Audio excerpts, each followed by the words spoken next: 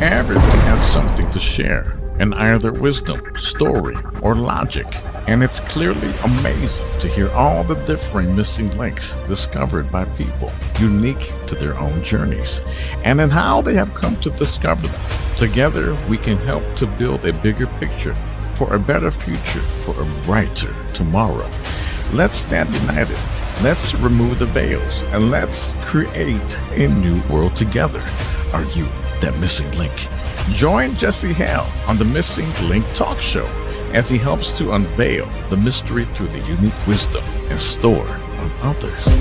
3, 2, 1. Welcome everybody here back to the Missing Link. Today we're excited to talk to a businessman, someone who had a near-death experience at a very young age. He does his coming through it to Christ. He's here to share his story. He's the son of an Italian-American family.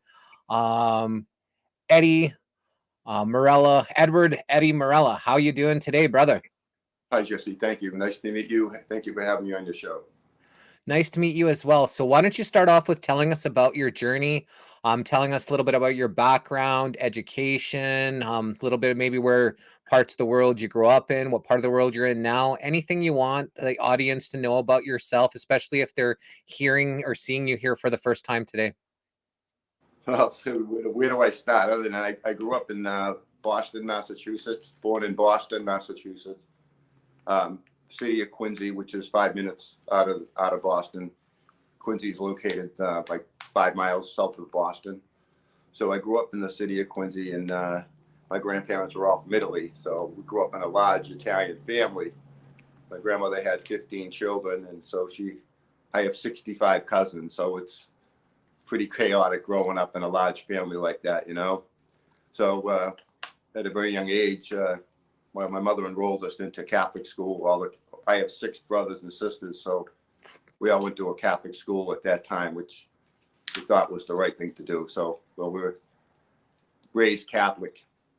So anyway, there's so many things to talk about here with you and your audience. As far as when I was a little boy, and I was about 9 years old, my grandmother would, broken English. You'd go to church, so a 9-year-old boy walking down the street going to church. You wouldn't see many 9-year-old kids walking down the street alone in the city, But anyways, I used to go sit in the church all alone at 9 years old, not knowing what was going to happen in my life, what I was going to witness, experience. And it gets overwhelming, because so many things I've seen happen in front of my own eyes. And so, I was in church, and it was dark. I didn't know where the lights were. So I just sit there in the dark and looking at the stained glass windows and not knowing it was going to be like a movie. My life was been like a movie that was sometimes great and sometimes horrible, but made me a better person to who I am.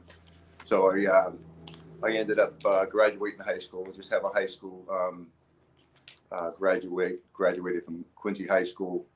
And which is a great city with the mayor that I know and all the people. I worked in the city of Quincy for 40 years. So I owned a barber shop. I have a real estate office in Quincy, but I ended up getting involved with teaching class for the kids over the last 20 years. And so there's so much to talk about, whether you want to talk about what I had witnessed as a young boy when my grandmother died on the operating table. And when I went to see her, she had both legs amputated. So it was pretty disturbing at 12 years old, but my grandmother was conscious, and she told me that she had died and she had gone to heaven. So knowing that at 12 years old, she told me, please don't tell anyone. I promised her I wouldn't tell anybody. So it was like 25 years. I didn't say nothing until after she passed away.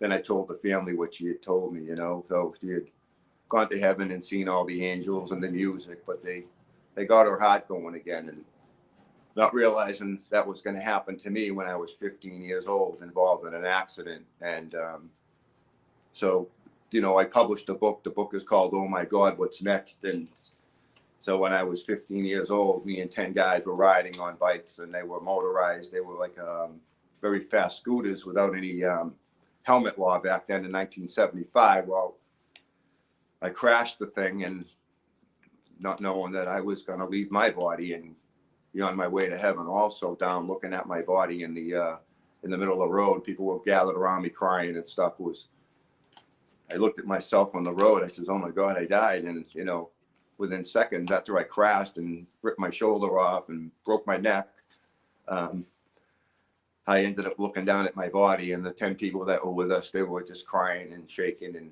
not knowing what to do. You know, some kids were laughing because they were just so nervous that, so I was looking down at my body, and I says, oh my God, I died. So I was up in the sky walking and said, this is so beautiful, so peaceful. Within 1 second of the accident, I was completely pain-free, and looking down at myself and looking at the people, what they were saying. I could hear everything they were saying, but it was amazing that I was up in the sky going this. I looked down and I said, that's my body. Oh my God, I must have died. So I just kept walking to the light.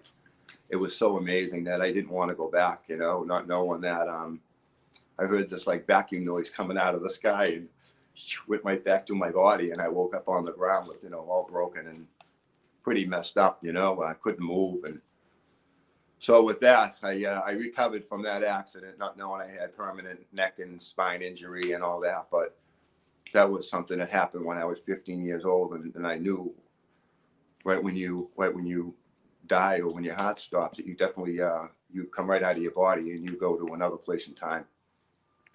So that was just something that happened at 15 years old. I'll never forget. Not knowing what was going to unfold when I was 16 and 17 and 18. So it just, every year it was something. So tell us about those other experiences. Well, I can tell you the most amazing story what happened to me when I was in my 20s, late 20s, early 30s. I had 3 children at home. I was like a stay-at-home mom for 16 years. And my kids ended up going to church every day with me because they weren't in first grade yet. So I had them from when they were born all the way to preschool. But not knowing that, on my way home one night after I had to watch the kids, I did a few appointments at my shop, and on my way home that I was going to have a head-on collision. So as I was driving, I have a huge guardian angel, Jesse. I just can't believe what I would hear a voice tell me, watch out. And right before something happened, I had a warning. It was with my guardian angel, or could it be Jesus telling me this? But I was on my way home on the state highway, and I was driving home, rushing home. I was doing over the speed limit, and so rushing to get home to see my kids. And I heard this voice, you know, watch out, watch out. And I heard it a second time, and I said, it's coming from the back seat of the car. So as I turned around and looked in the back seat, I saw this long brown robe and long beard, rosary beads, and long brown hair. And it was Jesus in the back seat of my car. Now, how can you be imagining these things when you're driving a car, you know? So I says, oh my God, I couldn't believe my eyes. And I actually, I looked behind as I heard watch out for the second or third time. And I looked, I says, oh my God. And I grabbed the wheel, but not knowing that he was warning me that I was going to get in a head-on collision. And actually, the car went on the wrong side of the road, which I didn't turn the car on the wrong. I tried straightening the wheel out. I said, why is the car going on the wrong side of the highway, you know? Not knowing that I was going to get in a collision at that very second. I had gone around that accident, and I just can't believe that I had seen him with my own eyes. It's like, it's very emotional. It's like so powerful that you know he's there. He's with all of us, you know. And so when I got home, I just didn't say nothing to anybody. I just walked in the door and hugged my kids, and not knowing a few years later, he appeared to me again. And that was when I was sleeping, and I was having a stroke. I've gone for a bunch of brain scans since the accident, making sure I don't have any clots in my brain or anything, you know, roaming around in my bloodstream that I wouldn't have. Well, it was a few years ago that I was sleeping, and I had some type of a stroke while I was sleeping, and it was in my bedroom, and I woke up and I couldn't move. I was filled with electricity, and I was bouncing all over the bed. I says, oh my God. And as I looked up, I see the long brown robe, the long beard, the rosary beads. He's standing over me. And I looked at him because I feel his presence every day. And I started yelling his name, Jesus, Jesus, you know. And it just stopped all this medical problems, a stroke, a seizure that I was having. It just went away, but I couldn't move for a half hour. I said, my God, I had a stroke. Oh my God, I couldn't move my body, you know. But he looked at me, and I looked at him, and I was screaming his name, yelling his name, and he sort of just faded away. And next thing I know, I could move both hands and both feet. And I got up and I never even went to work that day. I just laid in bed and prayed all day that I couldn't believe that it happened again. And another story would be, hopefully your audience doesn't get too wigged out over this, but No, we're loving this. I've got angel bumps over my body as you're saying this stuff. So very beautiful stories, brother. well, I'll tell you what, an amazing story here. I was on, if you've heard of the island of Nantucket, I go, I'm not too far from Cape Cod, actually, maybe half an hour from my house, but there's an island called Nantucket, which a lot of famous people are on the island, and you probably know who they are anyways, but not to mention any names. But we went over there for vacation with my wife and my 3 kids, and we were on this beach. I think it was called South Beach in Nantucket. So my daughter wanted to go swimming in the ocean, but it's a surf. It's 10 to 15 foot waves on good days, and could be 4 or 5 on other days. The undertow is very dangerous. I'm a real good swimmer. I've scuba dived before. I swim really well. I can go way down and without any equipment on and come back up. But my daughter wanted to go in that day, so we went in the ocean. And as we went in to time a 8 to 10 foot wave, we were diving under that. And don't ever go swimming with someone when there's big waves and be close to them, because you don't want to be together. And we both dove in and we both smashed heads, and so she almost got knocked out and almost drowned. So as I was looking for her, I saw her. She was about 30 feet away. She got the force of the ocean is amazing when you have 10-foot waves, and once that wave crashes, it will spit you out like people actually take basketballs and they throw them into the waves, and when the wave crashes the basketball, they play catch with a basketball, in a big wave. But she ended up getting thrown up on the shore and pretty messed up. And I managed to run after her, and she wanted to go see her mother. So I brought her back to her mother, and I went back to the area where we went in, and I sat down. I said, I can't believe this happened. And I heard this voice saying, you have to go back in. I said, go back in. This is a lot more dangerous than I thought it would be. I thought it wouldn't be that rough, but he told me to go back in. So I went back in, and it was like 10 to 12 at least. Now it was like they were growing, these waves. So I ended up listening to that voice, go back in.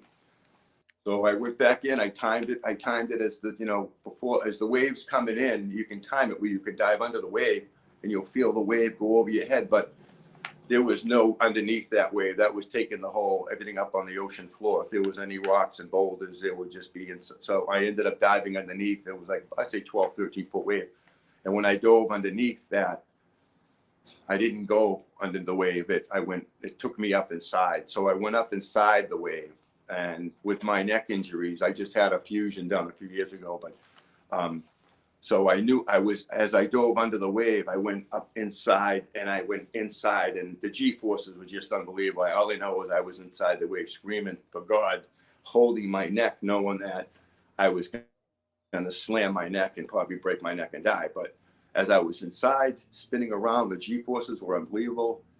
And I was spinning in a cyclone, and I just felt this huge hand on me. The hand was probably the size of a car.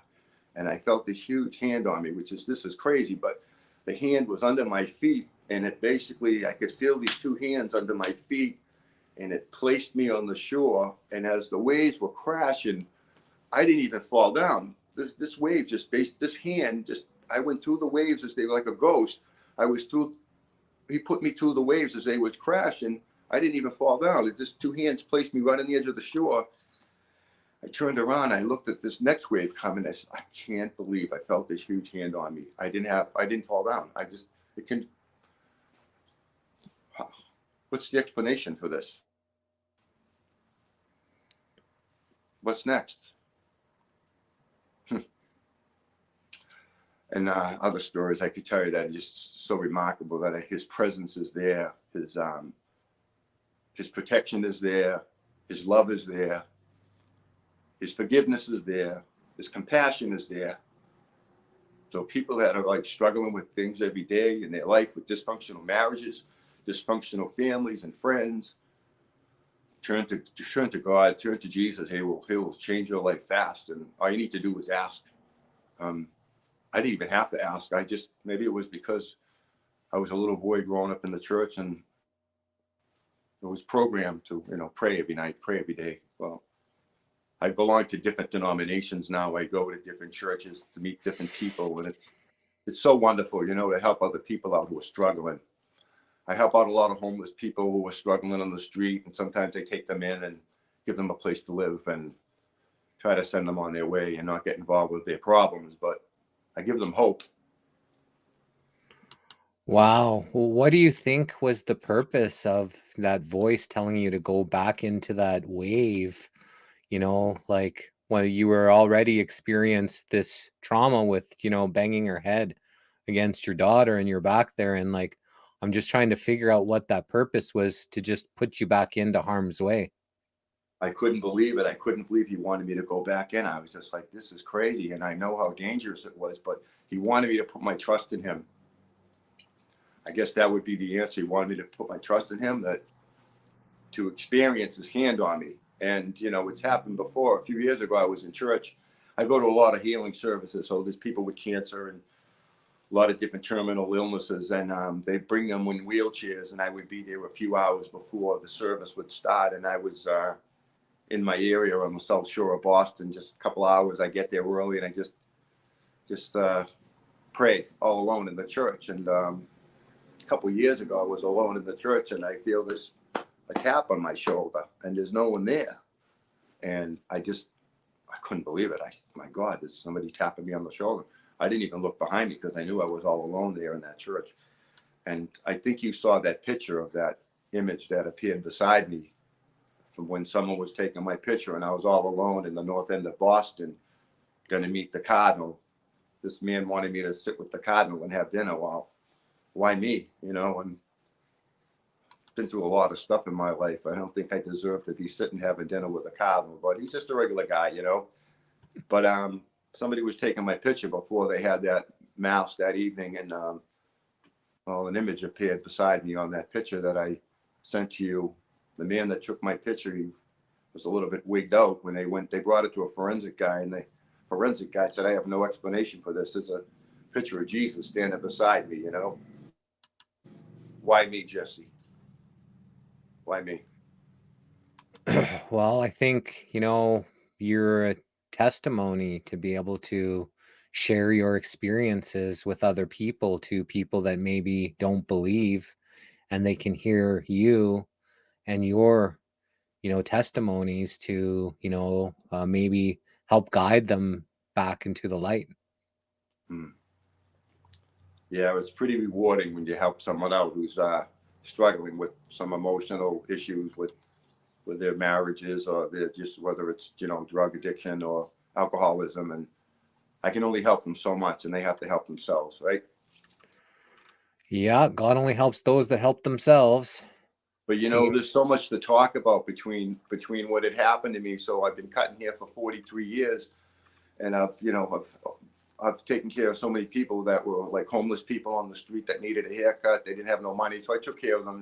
This is all about helping people out, but not knowing that I learned a lot about nutrition in my early 20s, and I've been studying nutrition for almost 40 years, but not knowing that I would mention Dr. Wolf, who was on your program that I'd seen not too long ago. Dr. Wolf was with you on that show a few weeks ago, I believe, or maybe I saw a recording of one, but I wanted to thank Dr. Wolf for everything he's done helping me out.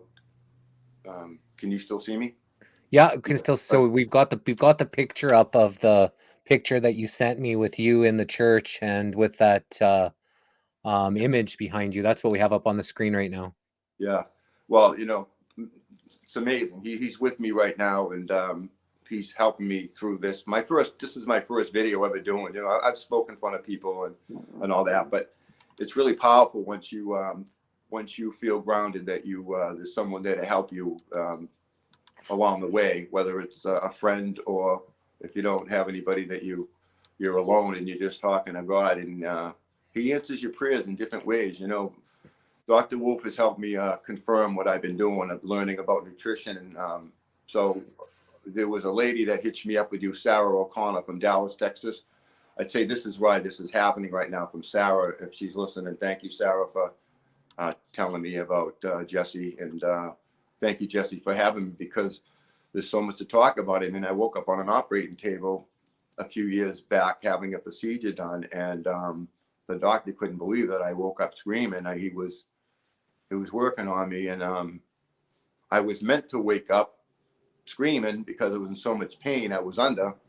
And I saw everything that was going on with on his camera and on his TV screen. So with that said, I was complaining for years about having stomach problems, and this gastrointestinal surgeon, he said, "You're too young for this. You're only in your 40s." So I said, "No, there's a problem, and there's a problem going on here." I complained for a couple of years. Well, he ordered the test to be done, which put me under, and I woke up screaming when he hit a blockage in my intestines. I got to see everything on the TV camera. Thank God I did, because I hitched up with another doctor and he told me what to do. So I became a professional juice guy. The last 18 years, I become very educated on juicing, what it does for the body. I can't believe all my injuries and broken bones have all healed where there's no inflammation, where there's no pain. I think that has a lot to do with God helping me too. But I have so much knowledge in juicing now that I have so many people calling me and asking me every day how can you make this for me? And it started out as a hobby, but now it's, I have to go public with my story to tell people, if you're overweight, if you're not feeling well, you have cold feet, you got acne problems, you have, all different symptoms. So I started studying about juicing, and now I make it every week for people. And it's a remarkable feeling to be alive and to be healthy and not to have any signs of any colds and pandemic, with all that stuff that we just witnessed. So tell us what my girlfriend juices, and she kind of got me into juicing, but tell us what juicing is to you, and maybe just share a little bit about your experience with juicing. Sure. You know what I did? I have this brochure that I just grabbed to put on this is what I put in my body every day. There's 12 fruits and vegetables. So when I left the surgeon that was working on me, I told him what had happened. I saw him a week later, who was a follow-up. And I told him, I said, "What were you doing in there? You had the microscope and the tweezers and the vacuum and the flashlight, and you were poking at these orange things." And he said, "You were out of it." I said, "I heard everything you said, Doc. I heard you say the F word. You threw the face cloth. You screaming at Denise," which was an RN in that, in that procedure room. And he put his head down. I said, "It's not about a lawsuit, Doc. I've been wanting to tell this story for years. It's not about a lawsuit." I go, "What were you doing with those things?" And he was trying to tell me I'm trying to move them out of the way. But it was all basically undigested animal products that when we consume dairy and meats and stuff, if you don't have a real high fiber cereal and eat a lot of fruits and vegetables, it's just going to sit in there. It's going to start a lot of problems. So I had to get a pH test kit. I tested. So I left my surgeon and I went to Mass General and met up with a doctor at Mass General. He's a cancer doctor. So he whispered to me, "Don't ever tell anybody my name, but this is what I want you to do." So we have a surgeon, a cancer doctor and surgeon at Massachusetts General Hospital in Boston.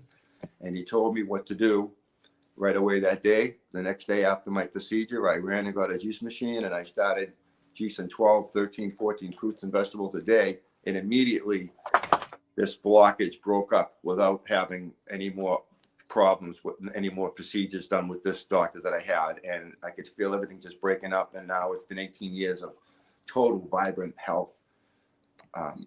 Not being tired, having perfect circulation through my blood vessels, and any problems with injuries that they just seem to heal them. The body's an amazing machine. It will heal itself in a very short time. Although you can't go out and eat junk food anymore, I changed my lifestyle to that. And every day I feel fantastic, So you take these 12 fruits and vegetables and then you put them through the machine and it squeezes out juice, and then you drink the juice? Correct. Yes.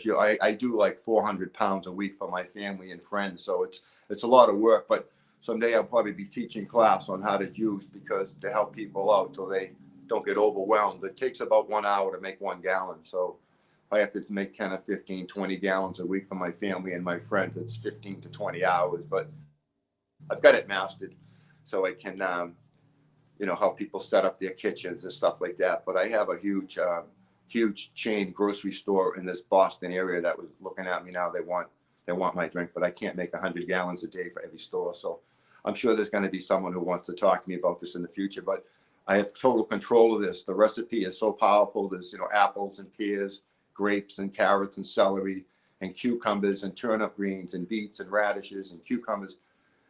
When you drink this, you just can't believe within like an hour or two after drinking this, you're like, my God. And people who are on substance abuse, I get them going on it to help them clean out their liver.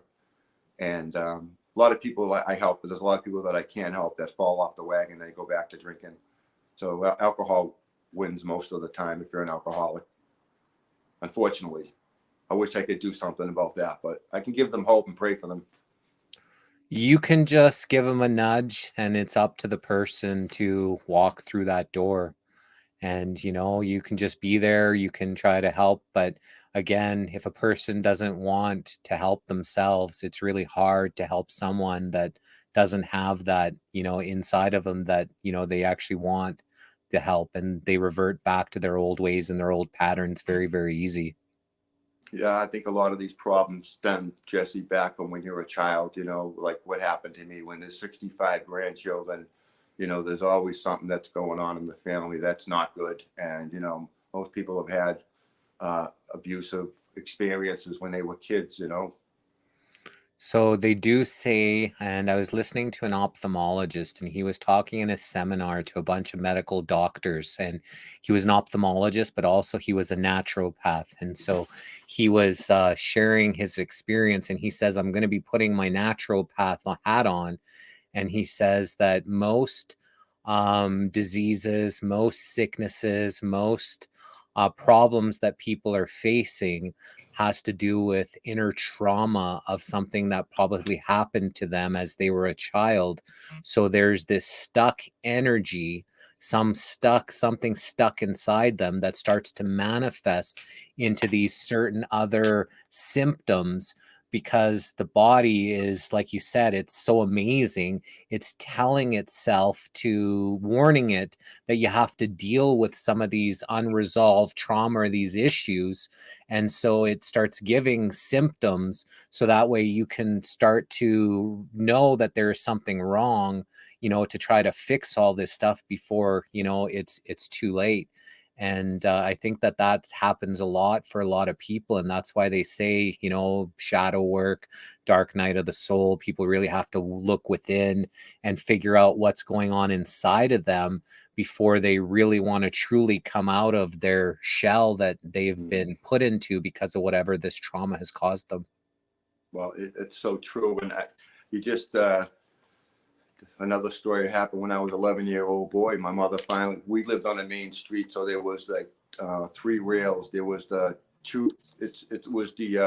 railroad tracks that lead to the city, and we ended up living on a main road. There was no railroad tracks in the 60s, but in 1972, they put called the third rail. So there was 4 lanes, which was a single lane road. It ended up being 4 lanes, 3 rails for the train and the buses and everything. And my mother let me go for a walk for my first time when I was 11. She never wanted us out in front of that house. The cars would be doing 60, 70 miles an hour. So we just stayed in the backyard, jumped over the fence, played on the back streets, But one day I begged her, I kept hounding her, Mom, let me go for a walk down she goes, you go down to that corner and you come right back. Not knowing, can you believe, at 11 years old, the first time my mother ever let me go for a walk, I walked about 8 houses down to the corner. I was standing on the corner going, oh, Mom said I can't, 11-year-old boy, I can't go past this curb. And at that same time, a car pulled up with 2 guys in it. And God was with me again at even 11 years old. And one guy was driving, it was a green Chevy Chevelle. And one man was about 65. The other guy was probably 35. And you could tell they were drinkers. They had long hair and scruffy looking, but they weren't doing the right thing. And one man got out of the car and walked over to me, pretending he knew me, and grabbed my arm. He wanted to try to pull me in the car, So right away, I started skating when I was 6 years old. So by 11 years old, I could run around on the ice. So I had good balance. So as he grabbed my arm, I turned sideways. So he couldn't pull me, but I couldn't speak. I was in shock. So he wouldn't let go of me. And he said to the other guy in the car, I can't get him. I need your help, you know? So my God, when he was distracted a second time telling him I need you, I just pulled as hard as I could. And I just ran to a set of shrubs, and I went home like a snake so they wouldn't know where I lived. I went under the back porch. I hid under there. I was traumatized, like you just talked about, at a young age or any age, to have this happen to you. And of course, my mother would look down the street and didn't see me, so she lost it. I couldn't speak. I was under the porch. So when I came up under the porch, I just brushed all the dirt off and I just pretended everything was okay, you know. It really wasn't. It was till like maybe 34 years later that I realized what had happened to me, you know. So that I can understand what you were saying, just when you talk about underlying issues and problems that happen when you were at a young age. But so that was that story. But I get visions, you know. I got to tell you, being so close to God, and I get visions. I've had like maybe 4 or 5 of them, and one of them was not too long ago. I was in bed sleeping, and I get dreams. I dream every night, but having a vision is not a dream. It's real. It's and all of my visions happen between 3:30 and 3:45 in the morning. And I guess a lot goes on with the monks, up from what I was told from different people. But 2 hands lifted my head up at 3:30 in the morning. I was sleeping, but I was laying down. I was sleeping, but I was in this dream / vision. But come to find out, it wasn't a dream. My 2 hands lifted my head up on the bed, and I looked up in the ceiling, and I could see this beautiful blue sky like I did before. And there was 2 clouds, and I saw my sister in one cloud. She was smiling at me, and in the other cloud, I saw this man laying on the floor. He was dead, you know. This is amazing, Jesse. But it was 3:30 in the morning. It was New Year's morning a couple of years back, and I says, oh my God. I go, this isn't no dream. This is real. I mean, 2 hands just lifted my head up out of a dead sleep, laying down. And I saw that. So I couldn't call my sister on New Year's morning at 3:30. I waited till 8:30. So that was 5 hours later that I actually just laid there and prayed, because this is not a regular dream. This is real. So I called her at 8:30 in the morning. I wished her Happy New Year and sorry to bother you this early. And she said, well, with a little kid running around, we don't sleep anymore. And I said, I know. I had 3 girls, you know. I said, I got to tell you something. Something happened to me at 3:30 this morning. This is real. I says, I got to tell you, and I saw your father-in-law. He was laying on the floor. He was dead, you know. And she says, oh, my God. I said, this isn't a dream. This is real. I'm preparing you for what's to come, you know. Well, she thanked me. She asked me if she could tell her husband. And I says, I wouldn't tell anybody. I would just listen to what I'm telling you. And I got a call back at 10:15. She was all upset, crying that her mother-in-law found the father, her husband, on the floor, dead in the bathroom. I called and warned her at 8:30, and at 10:30, it happened. It's happened to me a few other times with friends that had passed away, and I told the family what I saw, and they couldn't believe it. Right before he died, he did this. Well, I saw it, you know. It's amazing. What's next? That's why I wrote the book called Oh My God, What's Next? Because it's like, even at my age, at 62 years old next month, every day something goes on where it's, you know, good news, bad news, or an opportunity to help someone. For sure. We have a question here from Diane in our Facebook, and just about the juicing. So I'll read it out. It says, why not make an additional type smoothie that includes the entire fruit or vegetable? P.S. I'm a functional alcoholic, so this could be interesting if I ever get to hear it. Good day all. So, you know, some people do smoothies where they put all of the, you know, stuff in there, and then some people do juicing. You know, what do you think, you know, for the benefit is between juicing and just, you know, putting all of the fiber and all of the thing and just drinking straight smoothie? Well, you could take leaves off a maple tree and put leaves inside of the machine, and you're going to get this real dark green juice liquid that would be all the chlorophyll that comes off all the green leafy vegetables. So if she has a blender where she wants to put everything in the blender, she probably should add water to it and get it, you know, watery. It will come out like a pancake mix, you know. So you're better off if you can buy a inexpensive juice machine. You cut up your apples and your pears and your greens, and you put that in, and you will get all the nutrients out of the skins. And what's left over is basically in the shoot would be, it's good for the compost pile.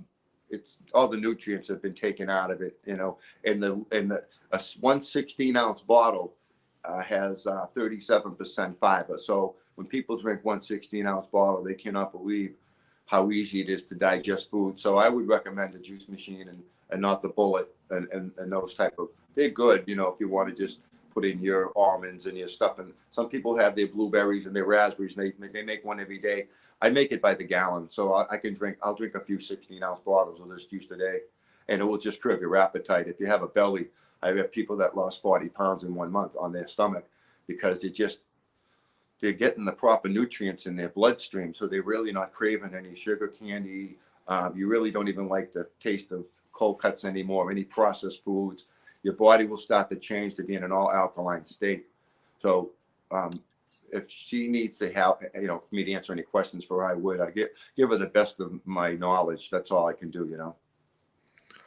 So, have you ever thought about getting an industrial size juicer so you could juice this stuff a little faster? And you said that potentially some grocery stores would want to have your juice instead of, you know, an hour per gallon, you know, you could maybe 20 gallons in an hour if you had like a big machine and maybe able to help more people have, you know, with maybe some kind of a co-packer or something.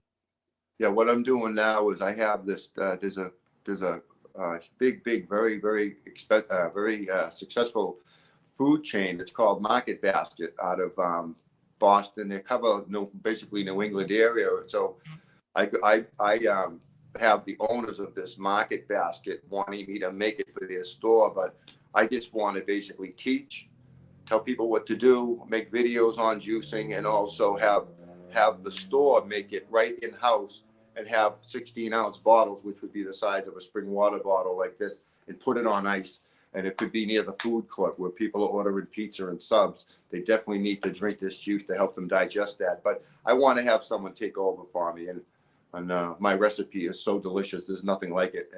The flavor is amazing. So this is where we're going with that. And I have a consultant, an attorney for confidentiality forms and all that to be signed. But so no one would take my formula that we developed over 18 years. With Diane's comment, she said, I am a functional alcoholic, so this could be interesting if I ever get to hear it.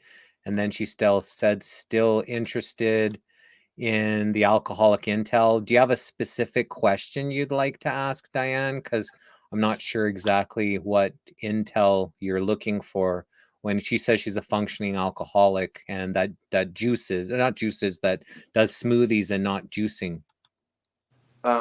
It's pulverized. It's pulverizing. It's basically it's a blender. It's just chopping everything up fine, so you can get it with your whether you use soy milk or put in water, filtered water or something like that. But she's on the right track by doing that, by at least getting the nutrients in her body. I think the beets are so powerful for the blood.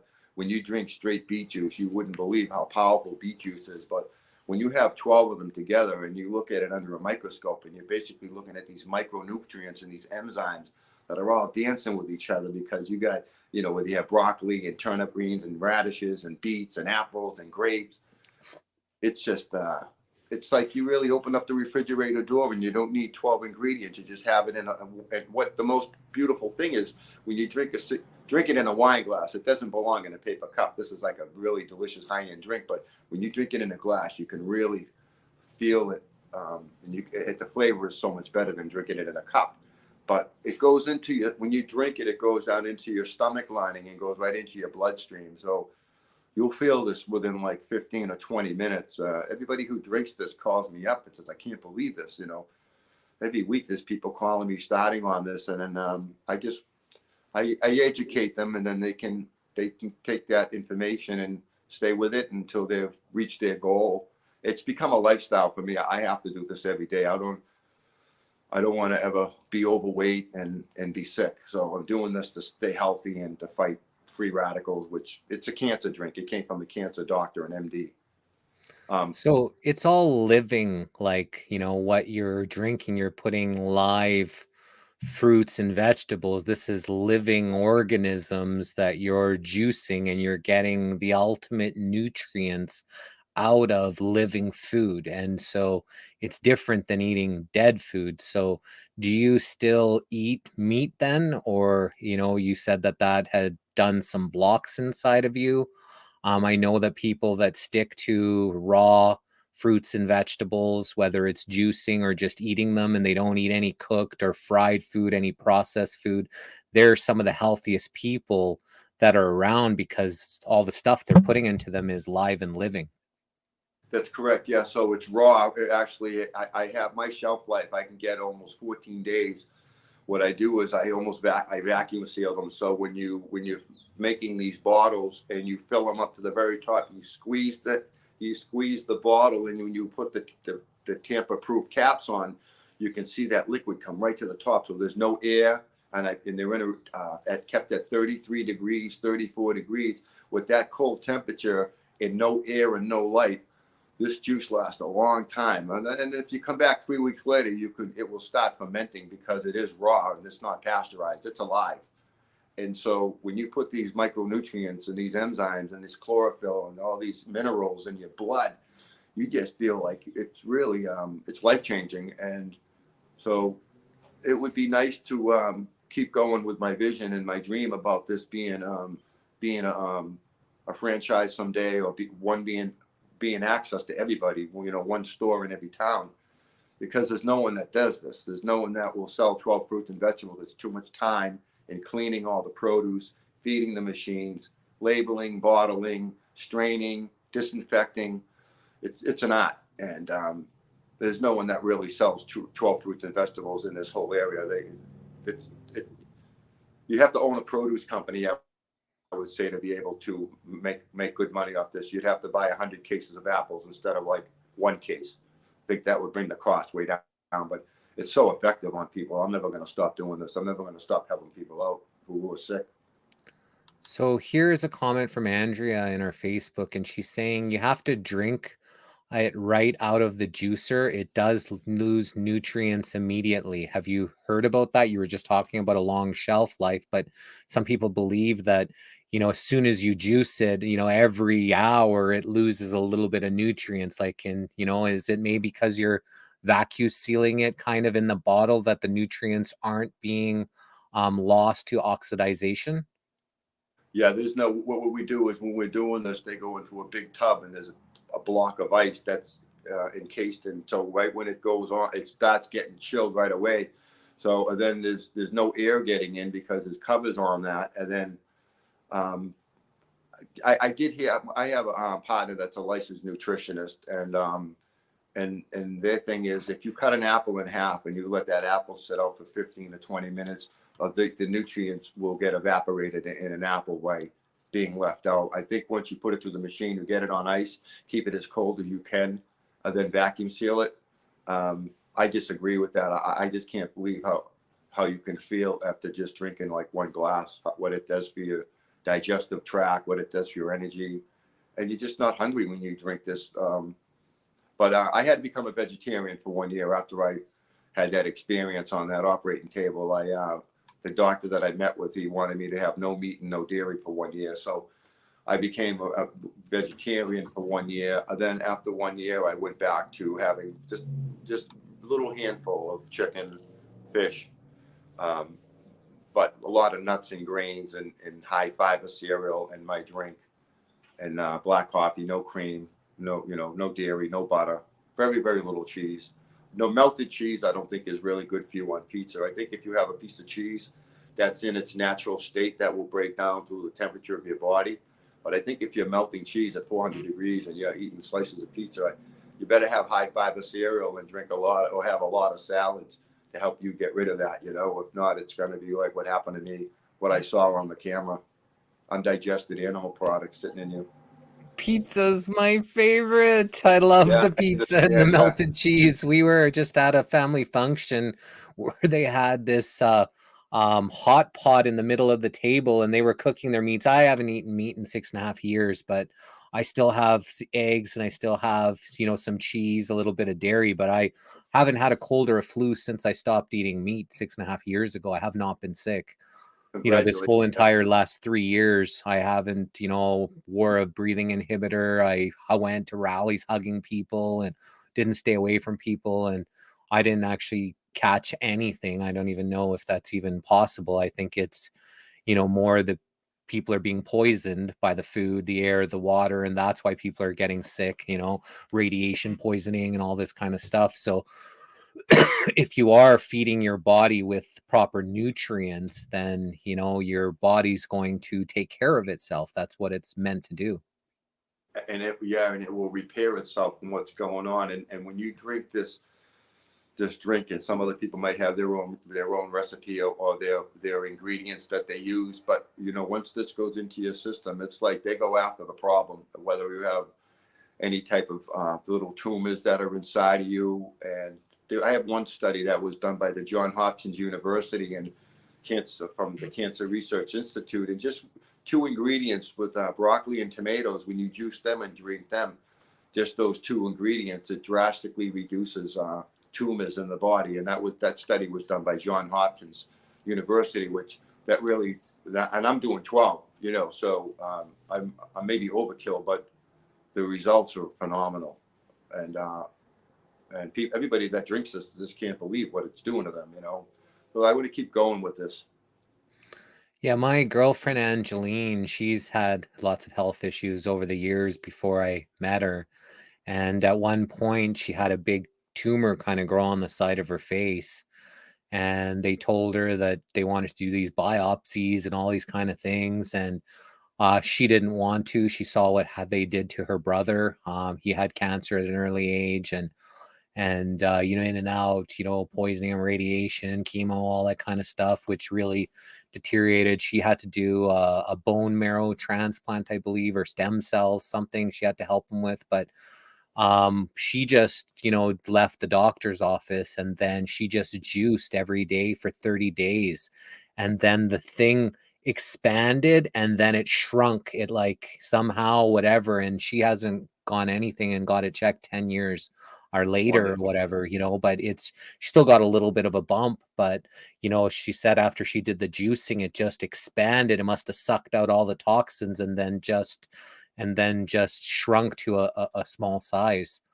And her brother was, like I said, since I think 18 or 19, his diet before that was just a pop and ice cream. That's all he ate. And he got cancer by the time he was 18, and then in and out of the hospitals, ever since. And, by the time he was on all these medications and all these pills, and, they told him they told the family a couple times to say goodbye because he's going to die.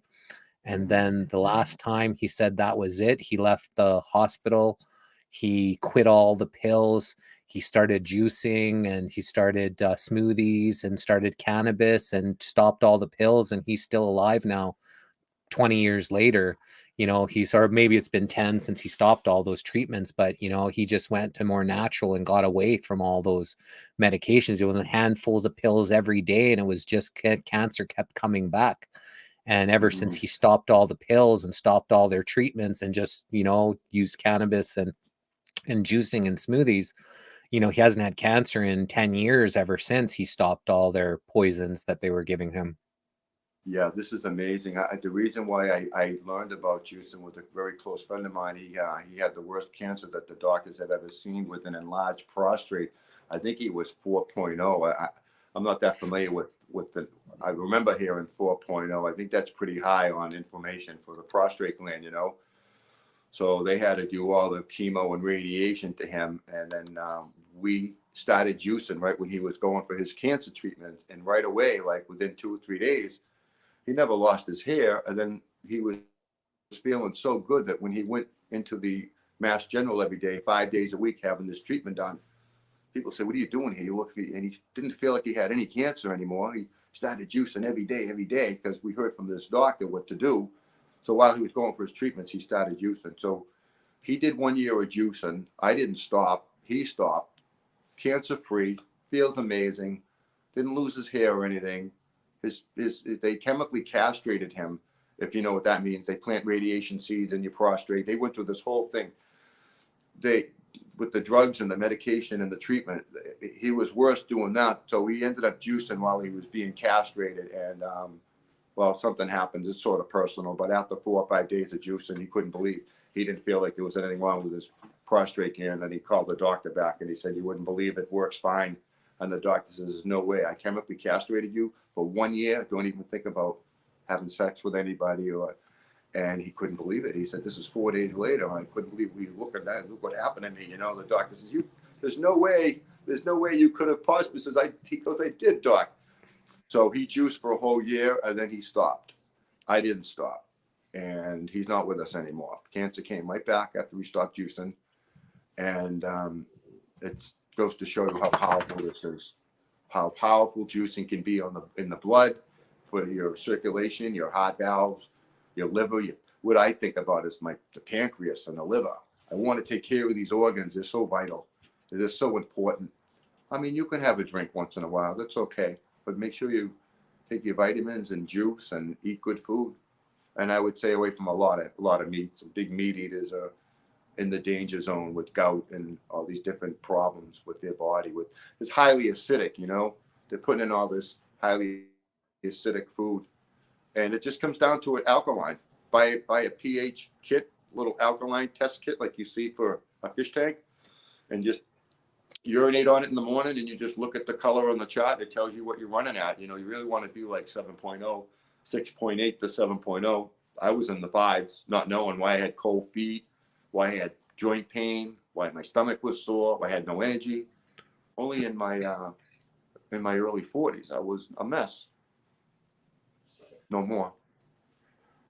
We had a friend of mine, Scott McLean, on the Missing Link, and people can go back and watch this. Is maybe a year ago or more, and he wanted to share his testimony. He actually linked us up with Dr. Joel Furman, who's a firm vegetarian, you know, no meat, you know, he believes even eggs and all that is really bad for you. He's a very kind of famous doctor, which we had him on the Missing Link as well to talk about his stuff. But Scott was telling his story, and he was on my hockey team when we were like 10, 11, 12 years old. So I knew him right from junior high school. And, you know, I hadn't seen him for years, and social media obviously brought a lot of people back together when social media came. And he was telling me his story, and he wanted to share his story on the Missing Link, which he did. And he was drinking and eating fast foods, and, you know, with what his job was, and he was overweight and he wasn't happy. And they said that he didn't have long to live. The cancer had spread throughout his entire body. It was in his organs. It was like spread through everywhere. So it was one of those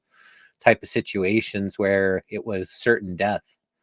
And he decided to, you know, I'm not sure, I don't remember where he said where he first heard, but he went and he fasted for 30 days just on a water fast. He just drank water for 30 days. And then after that, he went on a raw organic diet. So everything was just raw fruits and vegetables, the juicing, the, you know, eating everything raw, no more cooked food, no more fried food. Frieds is some of the biggest things, the oils that are clogging people's arteries, frying food, that's some of the hardest things for people.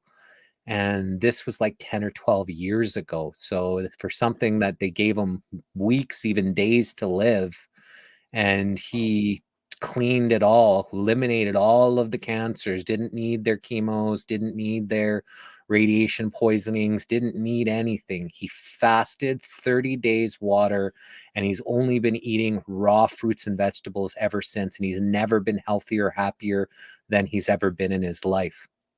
Wonderful, huh? To hear this is great. Unfortunately, people come to you when they have a problem, you know, and then you got to try to help them out when before it's. I just had a very, very close friend of mine, and he had a tumor that I noticed. He just passed away on me a couple of weeks ago, but he's 6'6", 350-pound guy, and I helped him out. I noticed a tumor on his neck, and he was in denial about it. I'm like, "Are you kidding me?" Because a guy that's that big, you really can't. not noticeable unless you go up and feel it. I said, oh my God. I go, we got to get you to the hospital. He's like, you know, I said, this was stage 4. And 6 months later, he was gone. But he was on my juice. I started getting him on my juice. But at that time, we have a mass that's the size of a football.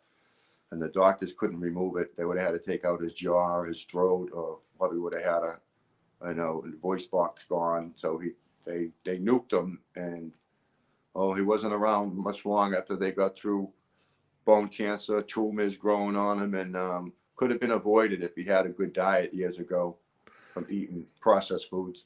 Even at the time, if he didn't go on the chemical radiation, that's the stuff that killed him. So no matter how much juicing you give them, if they're poisoning them with this radiation, this chemical, this nerve gas, whatever it is, this chemotherapy, this is poison. So by the time my dad got diagnosed with cancer, they said he had stage 4 in his lungs. I tried to get him on cannabis oil and dried apricot seeds and all this natural stuff. Fasting, he didn't know drugs, he says, as he's putting these chemical drugs into him. And he was dead within 10 or 11 months of first starting his chemo. So they are killing people, you know, and like with your friend, you know, if he just fasted, you know, for 20 days, 30 days, just water to get rid of these toxins. Fasting is one of the best ways to get rid of, you know, the toxins in the body. I've fasted lots over the years. I've usually do the master cleanse where you just drink water, lemon juice, cayenne pepper, and 100% maple syrup. So I've done that a whole bunch of times over the years. I've recently started 3-day water fast where I only drink water for 3 days to just eliminate toxins out of the body, because there's so much toxins in the air, in the water, in the foods, in the pesticides, preservatives. Even if you're eating fruits and vegetables, you know, they're still quite, you know, chemically radiated. They've got lots of chemicals in them and stuff. So you know, unless you're growing your own food that's completely chemical free, you know, and raising your own animals completely, you know, natural and healthy and all this kind of stuff, it's hard not to get toxins in the body. So fasting is really, really important too. And then sweating. A lot of people don't sweat enough. And, you know, that's another way that toxins get dispelled out of the body.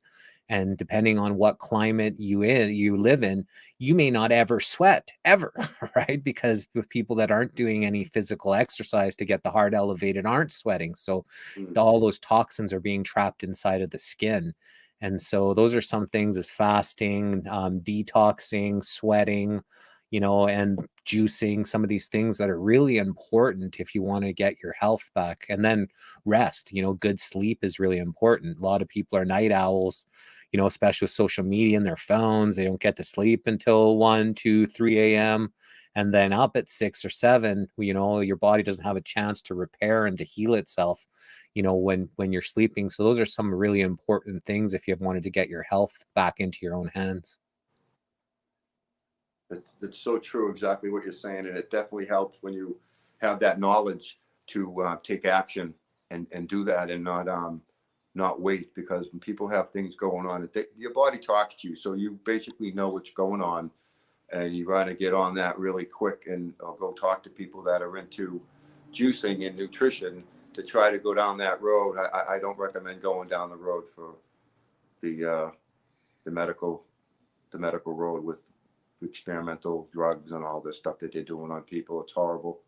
I've been working in the hospitals and nursing homes for 43 years. I go there and do all the haircuts on people. So I've seen every disease, every problem with people, and side effects from medication. I learned a lot about that. And my daughter's a doctor, and I have family members that one's a surgeon, and it's amazing what they're told to do and what they have to do to follow protocol, you know.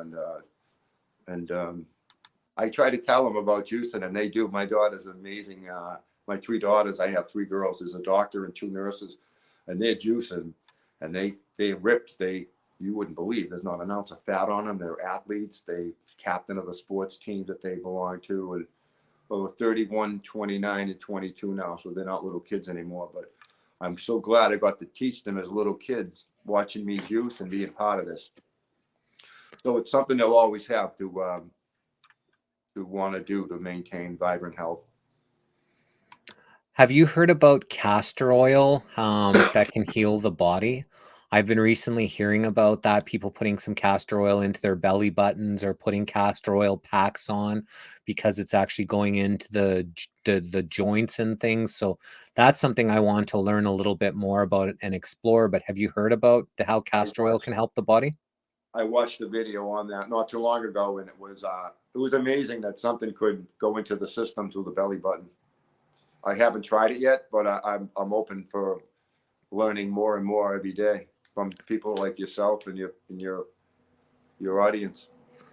Have you heard about sea moss? Because sea moss apparently has like 96 or 98 of the 102 essential minerals that the body needs. So when you're juicing, you're getting vitamins, and I'm not sure how many minerals, but in this sea moss, if maybe you added a little bit of sea moss into your, into your 12 fruits and vegetables, now you're not only getting all the vitamins and the nutrients, but now you're adding minerals into it. And I hear just people that just start using sea moss every day have had amazing results getting these amount of minerals that the body needs.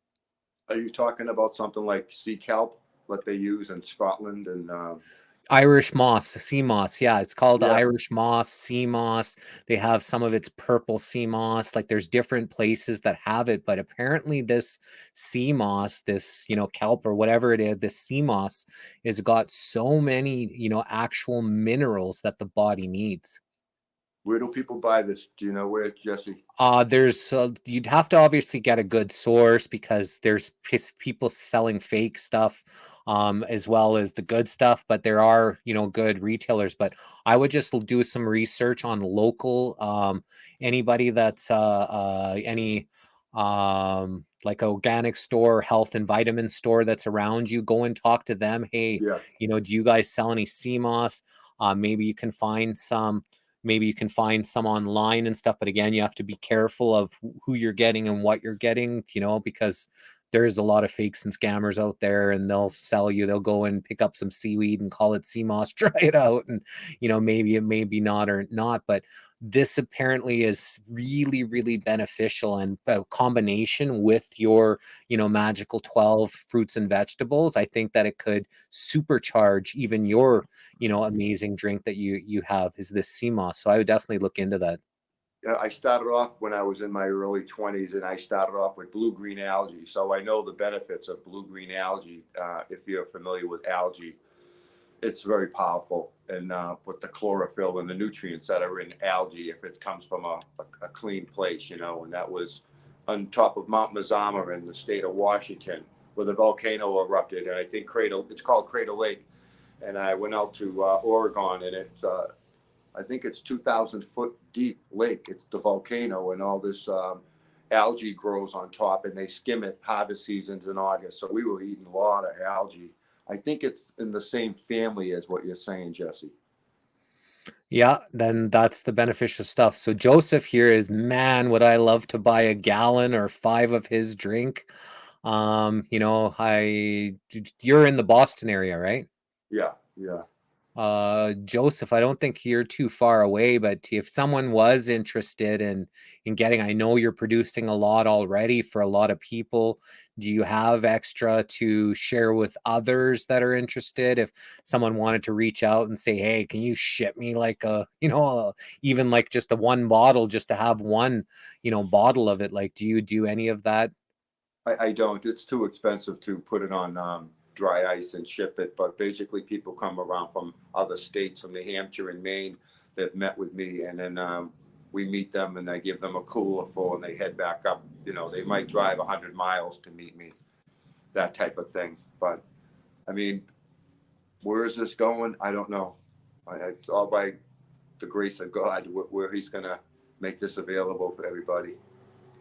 What about freezing it? Does it now, if you freeze it, it's no longer live anymore and it maybe won't have the same type of potency as if you're drinking it fresh? Or would this maybe preserve it longer? Have you ever It done any does. tests on that?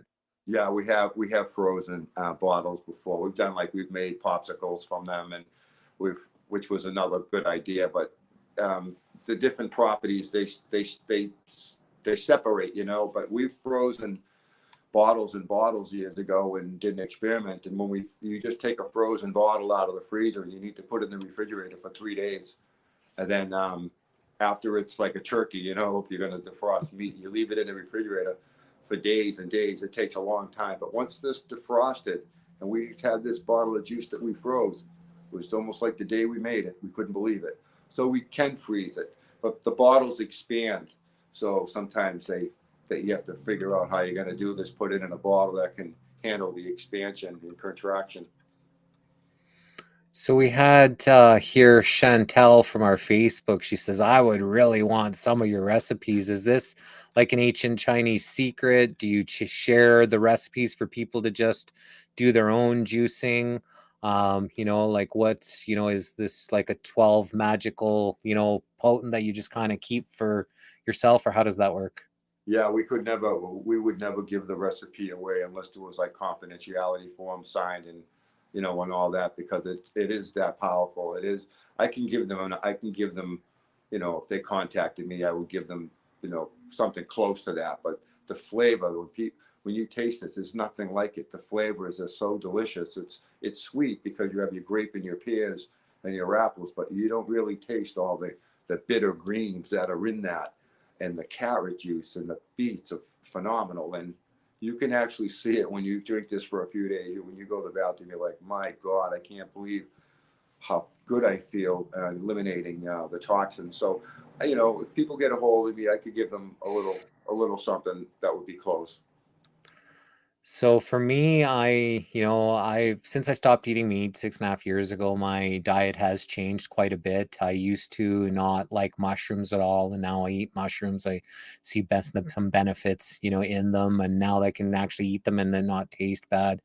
One thing I've never been able to get into is the beets. So beet juice, I just, for some reason, I don't like beets. Never kind of have. I just ate a little bit of a beet this weekend at a family function for Mother's Day we were at, and it almost tasted like a grape. It was a sweet type of beet. It was like, it was interesting. It was the best beet that I have ever eaten. But when you do this juicing, when you add the pears, the apples, the grapes, the beets, you don't taste the beets. And I can drink the beet juice. I can drink this juice, or if you buy in an organic store and there's a beet in the mixture, I don't mind getting my beets that way. And I know how beneficial beets are for the blood in the system. Mm. Yeah, so you really, really can't. I test everything when I'm doing it. I'm drinking celery juice and carrot juice and straight beet juice, and I want to taste what grapes are like. But you talk about the best way to have an apple is by drinking it, because the vitamins go right into your bloodstream, and it basically, drinking juice will bypass your digestive system, where you don't need to chew on an apple. You just drink all those vitamins and vitamin C in it, and you put that right into your system, and it just goes to work with you have any problems with 12 of them synergistically working together in you, with 12. Yeah, so when you juice, do you juice them separate then? Like, do you juice all the carrots together, all the apples together, and then mix the juices afterwards? Or are you juicing, a carrot, an apple, a pear, you're just putting it all together in one big Whatever's batch? on, yes, whatever's been cleaned and in baskets, bring them to me. We got to get these things going. So yeah, we mix them all together. Actually, there's a great thing where we'll take these big hothouse cucumbers, and I'll use a cucumber when I have putting the lettuce in the machine. We can use the cucumber as a plunger, so you can actually your celery and your carrots and your cucumbers are actually helping you as a tool, but you're putting everything in at different times. It's all together, and then it goes into a big tub with a big block of ice that's covered in plastic, and then the juice is chilled right there, and then we start bottling and refrigerate everything. But it's great. It's just an amazing feeling, Jesse, every day to have this available to be able to consume. Now, you said with the pulp, the fiber, the stuff that comes out of the juice, I believe the juicing gets most of the nutrients. I don't think it gets all of it. I think there's obviously still some nutrients that would still be in to the pulp. And when my girlfriend started juicing, I was like, well, why don't we like make like burgers out of that stuff? Because me being the vegetarian, right? So we started using when she juices, we take that and then mix in, some spices and some eggs and some things, yeah, onions, some raw onions, and make patties and then cook these burgers, which once I started adding the barbecue sauce and a few other spices, it's unbelievable. It tastes really good. So we're using this pulp instead of throwing it away. I know Diane said she actually buys pulp to add into her composter. She'll buy big things of pulp, I guess, to use for composting and stuff. But, we've actually taken it a step. And then I even saw a video of someone that's contacted one of these juicing companies. They're taking their pulp and they're making chips out of it, like potato chips. They're using that pulp and making crisp potato chips. So that gave me an idea of wanting to maybe contact one of these juicing companies to see maybe make some burgers out of their excess stuff instead of just throwing it away, because I think there still would be nutrients, in the fiber. I don't know if 100% of it would come out, but it'd be good to use with the waste. You could take the carrots like we've done. We'd make carrot muffins, carrot cake from the carrot skins, right? We would feed the chickens. It would be like 100 pounds or 200 pounds of this, trash bags filled with this beautiful compost. Chickens would go crazy. You should see what the feathers look like on the chickens and what the eggs look like from the chickens. They go crazy when you dump this out for them to eat that, But it could be used. We make soups from it. Like you could have your turnip greens and your collard greens and your carrots and little peppers. If we're going to make soups, then we'll save some of them and put them in bags. And then we can make soups and add beans and onions and stuff like that. In the wintertime, we make soups with the skins that we wouldn't put grapes in the soup, but we would make it with the vegetables, Yeah, that's great. Because that's not waste. It's it could be used for things. And we get our eggs from the Hutterites, which I believe you guys call them the Amish people. So they're Hutterites here in Canada, and they have the darkest, yellowest yolk you could possibly imagine. Like, yeah, you can't even compare it to even the organic, grass-fed, store-bought, and there's no comparison in color to this. And so whatever they're feeding their chickens, they're feeding them good, and they're, kind of healthy. And because I don't eat any meat and I get some protein from the eggs, I eat eggs every day, I want to be making sure I get a very high quality. And we found these Hutterites again that actually sell them for just as like cheap as, or even cheaper, because I buy they come 6 flats in a box, 30 in per flat. So it's 180 eggs, and they sell for $55, right? So, that's like less than $10 for 30 eggs. Right. So that's, and these are the best eggs around. And, so it'd be interesting to contact them about possibly, doing some juicing from them, getting some pulp from them.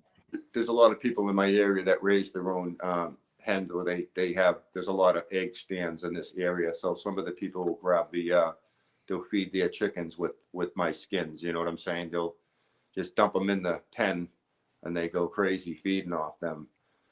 But, the juice is the most amazing feeling. I hope everybody can get on board someday and buy themselves a machine and avoid the medical approach with all these referrals and these treatments that they're going to put you through for something that could be taken care of in a short time by making fruits and vegetables and drinking them. Now, is there too much? Is it, a waste of money if you're drinking 3 of these juices per day? Do you only need 1 per day? Is there a certain amount that you recommend if you've got lots of ailments, you want to be drinking it more type of thing? Do you have any recommendations on how much of the juicing juice people should be drinking per day? Yeah, you start off with one just to get used to it. Some people, they go up to two. I drank a gallon one day, a whole gallon. I drank 8 16-ounce bottles. So 16 times 8 is 128 ounces. Then I had my blood drawn to see, because they have diabetics that drink this drink also, and it doesn't elevate their actually, I had one kid that about a month ago, he was a diabetic and he was drinking 1 16-ounce bottle a day, and he went to the doctor, and the doctor couldn't believe that his feet were healing, so he doesn't drink it. But I drank a gallon one day and I couldn't believe how I felt. I had my blood drawn at a lab and had the report done on it. But I drank too much. I wanted to see what would happen by drinking a gallon of juice. I started at 8 in the morning and I finished at 4 in the afternoon. I drank 8 16-ounce bottles. Couldn't believe how I felt. I thought I was shot out of a cannon. Too much. You can't drink it too late in the afternoon if you're having a happen.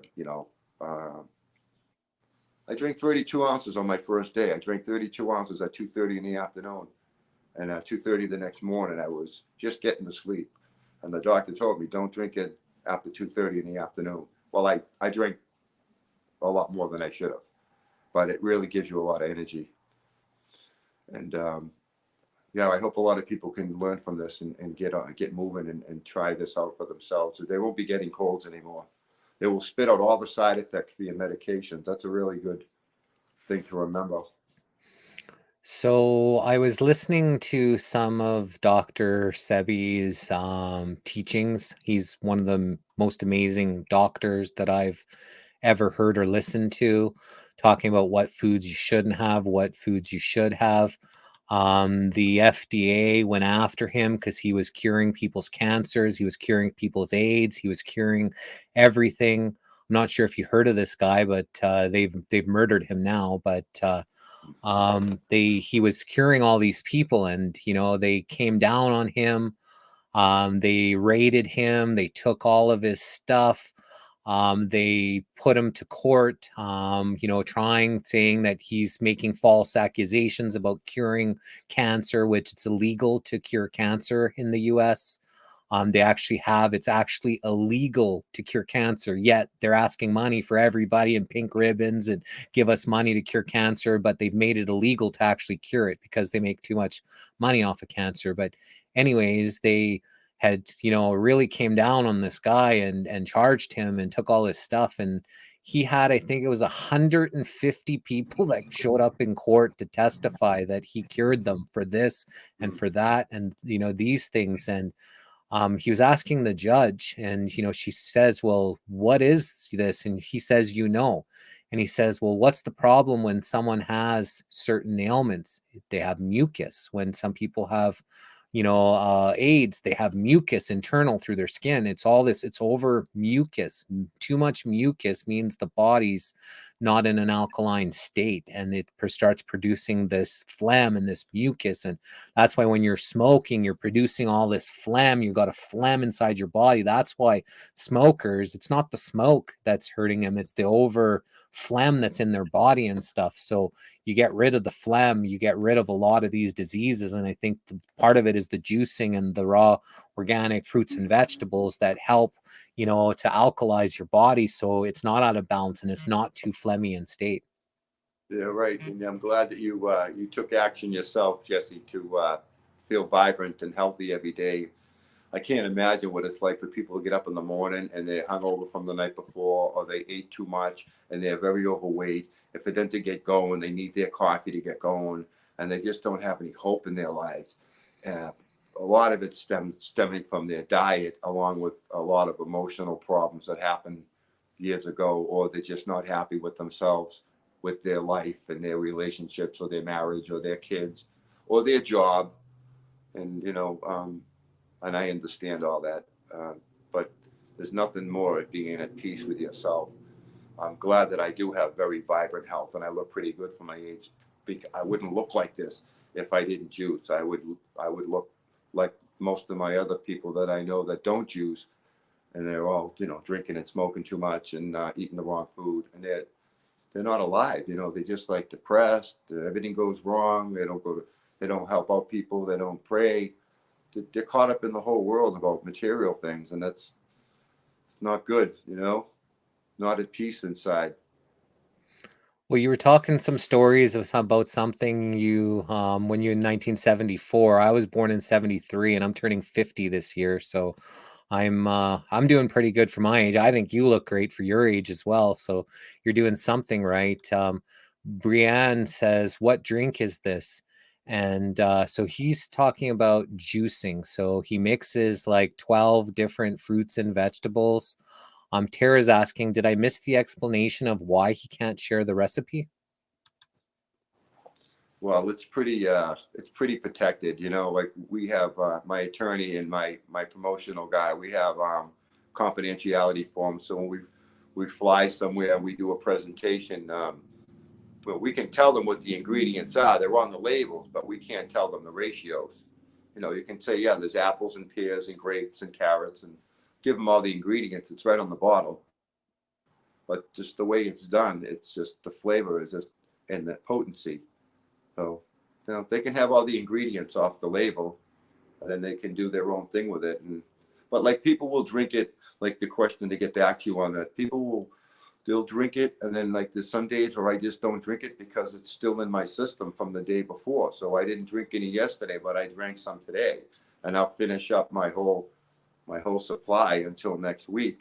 So your body will talk to you when you can back off, when you need more. People crave it. They says, don't you ever stop making this. One of them's my attorney. He's a fireman. He's in incredible shape for a 62-year-old guy playing hockey. And I have professional athletes and the fire, the police, sick people who are overweight, people who just don't feel good. I say, hey, try it. I offer them help. Jody says, I've read to take baking soda to help the body be alkaline. So I've been taking baths with baking soda, Epsom salt, and lavender oil for many years. Just ingesting the baking soda, the Epsom salt, and the lavender oil helps to balance your body's pH. But I also have taken a step further and have been drinking baking soda. So you get the all natural aluminum free baking soda. I make a little concoction with some baking soda, some MCT oil. So there's this garlic stuff for the heart. I was doing that every day with my mom, because she, needed some help with high blood pressure and things. So I was doing these different things. Some people add a little pinch of borax in there. Borax helps.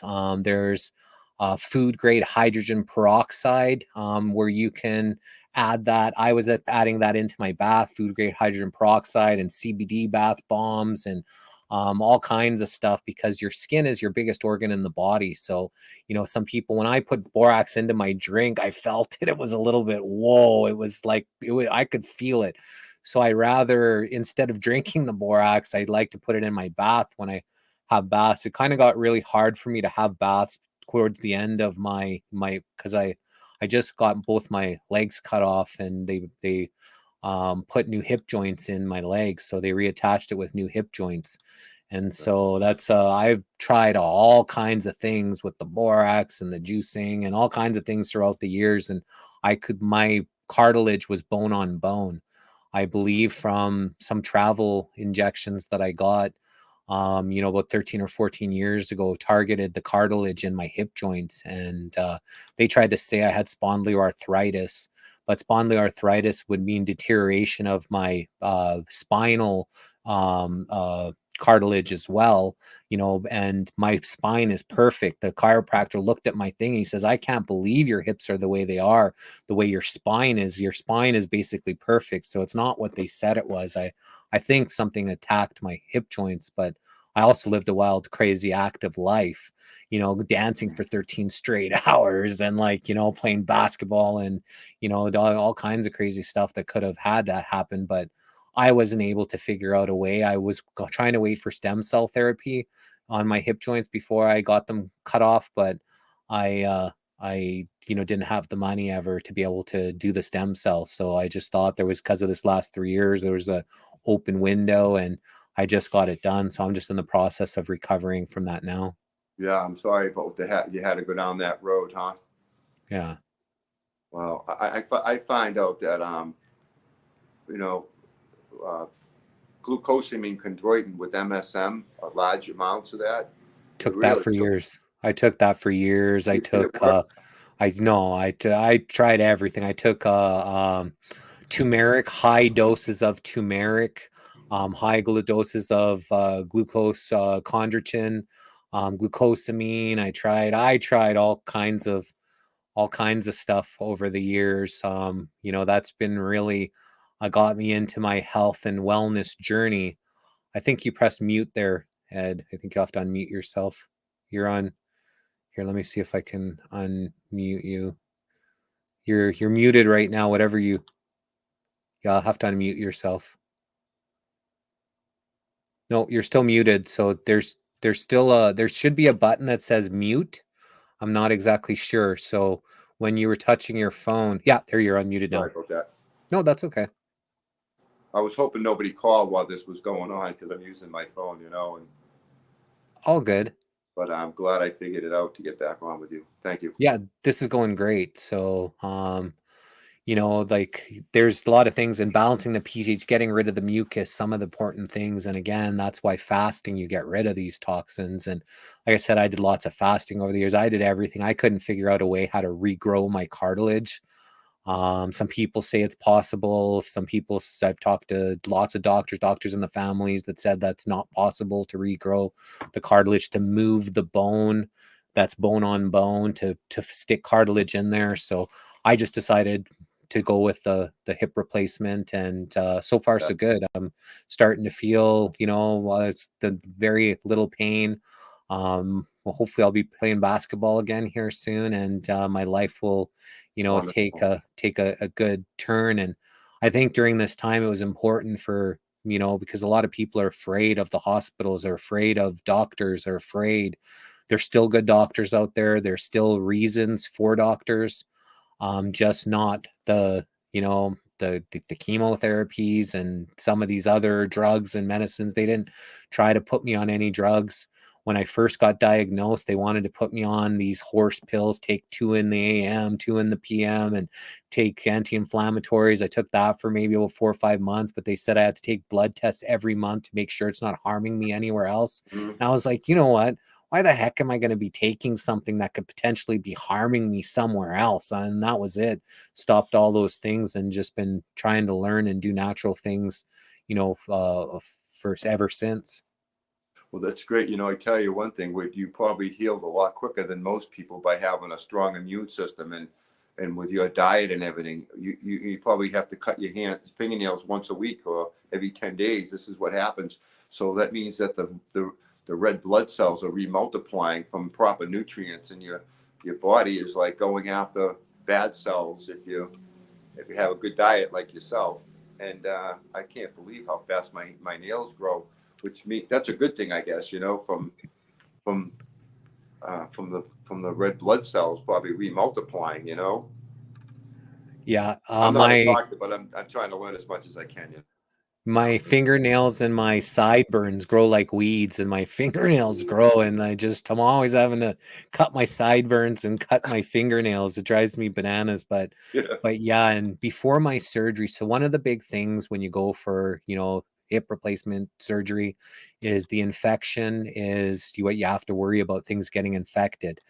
And so I actually did a 3-day water fast like a week before my surgery to get rid of any excess toxins that could have been in my body, because less toxins, less chances of infection. And when I was just after the surgery, when I blew my nose, I saw my first little bit of yellow and green that I had in like 6 years. So I did get the tiny minorest infection, but that was only a couple days and it was gone.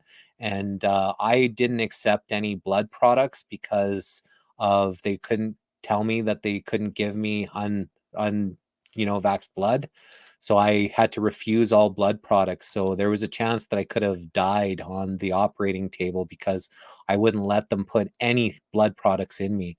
And I was able, because of how my immune system, the fasting and everything, my nutrition, just the way I am, I was able to go through a 4-hour long surgery of me cut open and losing blood without them giving me any blood. Wow. It was a rough few days afterwards. There's a few times I almost passed out, like felt lightheaded that, because I had lost so much blood, but, I made it through, and I believe that I have a purpose here. So, God would push me through whatever I needed to keep going on this journey.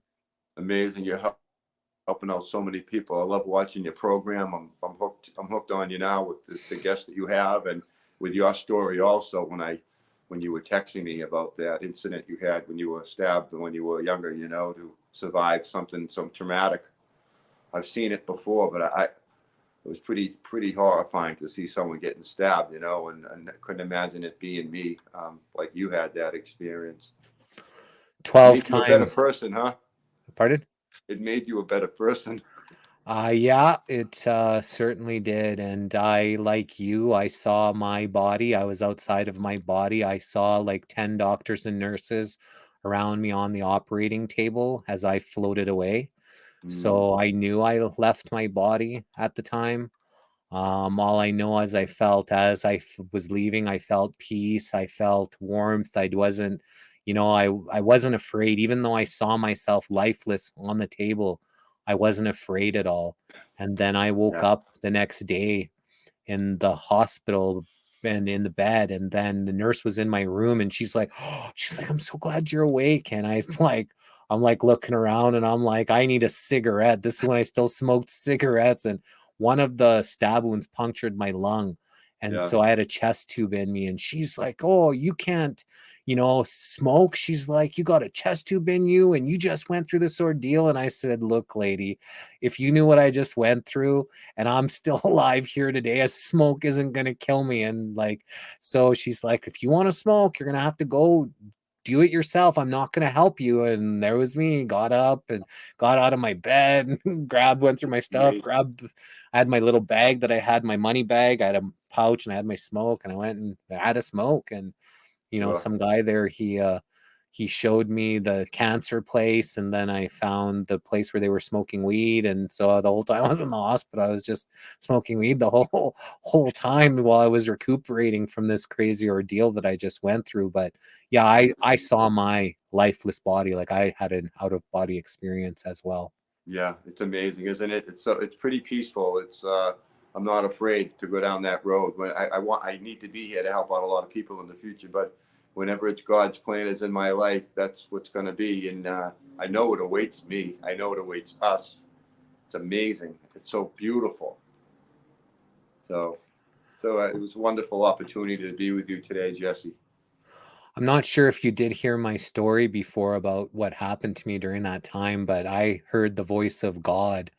So after I got stabbed, I leaned back. There was in this apartment I was in, and I leaned on the couch, and I had a bottle smashed over my head. So I had blood pouring down my head and blood pouring out of me in all different places. And I sat back on the couch, and I looked at the girl who I, fought these guys for. And I told her, and I said, look, Kim, I need to go to the hospital. And she's like, yeah, just don't bring the police here, okay? I was like, what? I'm like, I'm not even thinking about that. I'm like dying. My lungs are filling up with blood, and she's worried about the police or whatever. So I just got up and I went out the stairs, and we were in a basement suite, and I walked up the basement suite stairs, and I got to the top where the glass sliding doors are the glass doors to go in the apartment. So I went through the first one, and then everything went white as light. I couldn't see anything. Everything was light white. No, like nothing out of my vision. And then I kept walking, and I went down the stairs, but because everything was white, I couldn't see the stairs. So I fell down the stairs on the other side, and I hit the ground, and then everything went pitch black. Everything was dark. And that was the first time that I kind of felt a little bit scared. And then I heard this voice, and I don't know where the voice, a guardian angel, if it was the voice of God or what, but said, get up or you're gonna die, Jesse. And it was this most profound voice that I can still, to this day, when I talk about it, I get angel bumps all over my body. And then I just was like, whoa, and then I started to get up, and I started to see again. And then I started walking, and then I heard her at the glass doors, because she didn't want to get locked out. She didn't go with me to go get help. She just was worried about getting locked out of the place. And I said to myself, if you're going to pass on, Jesse, you better tell I love you to one last girl. And so I turned around and I said, I love you, Kim. She's like, I love you too. Just don't bring the police here, okay? And she said it for the second time. And I just was like, what? I'm like, what a stupid bee. And I'm like swearing. I'm like, and I'm not even thinking about what just happened to me. I was so angry that, for one, she's not come with me. Two, she's worried about the police. But I think that helped keep me not focused on what was going on inside of me. I was just focused on this like anger, and I walked all the way to the gas station because this was kind of pre-cell phones, and walked all the way to the gas station, and they ended up calling an ambulance and all that kind of stuff. But I had heard this profound voice, and then I also seen my lifeless body on the table. So I've Yeah. had some Isn't it amazing? I'm so glad I didn't know the whole story, what had happened to you. You know, you're sharing that with me now. Yeah. You're here for a reason, and look what you've become, helping out all these people, put people together so they can learn from each other, you know? Trying, brother. Just doing the best. We're trying to put as much work as we can. We're fully booked for all of May, all of June, first week of July. So this is really taking on a life of its own. And yeah, we're really happy to be able to share people like yourself's story, because it's such an amazing story, the things that you've gone through in your life, the things that you've seen, and then now the juicing that you're doing and helping other people to help reclaim their lives. This is a really important story, and I'm glad that you're here to be able to share that here with us, because I see that there's a lot of people that are having benefits from just hearing you and your testimony. Yeah, I'm so glad I could be here to share my stories with them people. If they're struggling with anything, you just have to go to a quiet spot, whether you're sitting in your car down by the lake, or if you go to the church, or shut everything off and just pray, and God will be with you. He will help you. You'll see. It might take a few years. It took me a long time, but I was fighting it. Now I just go with the flow. From the time I get up in the morning, that's the first thing I do is on my mind is thank you for another day.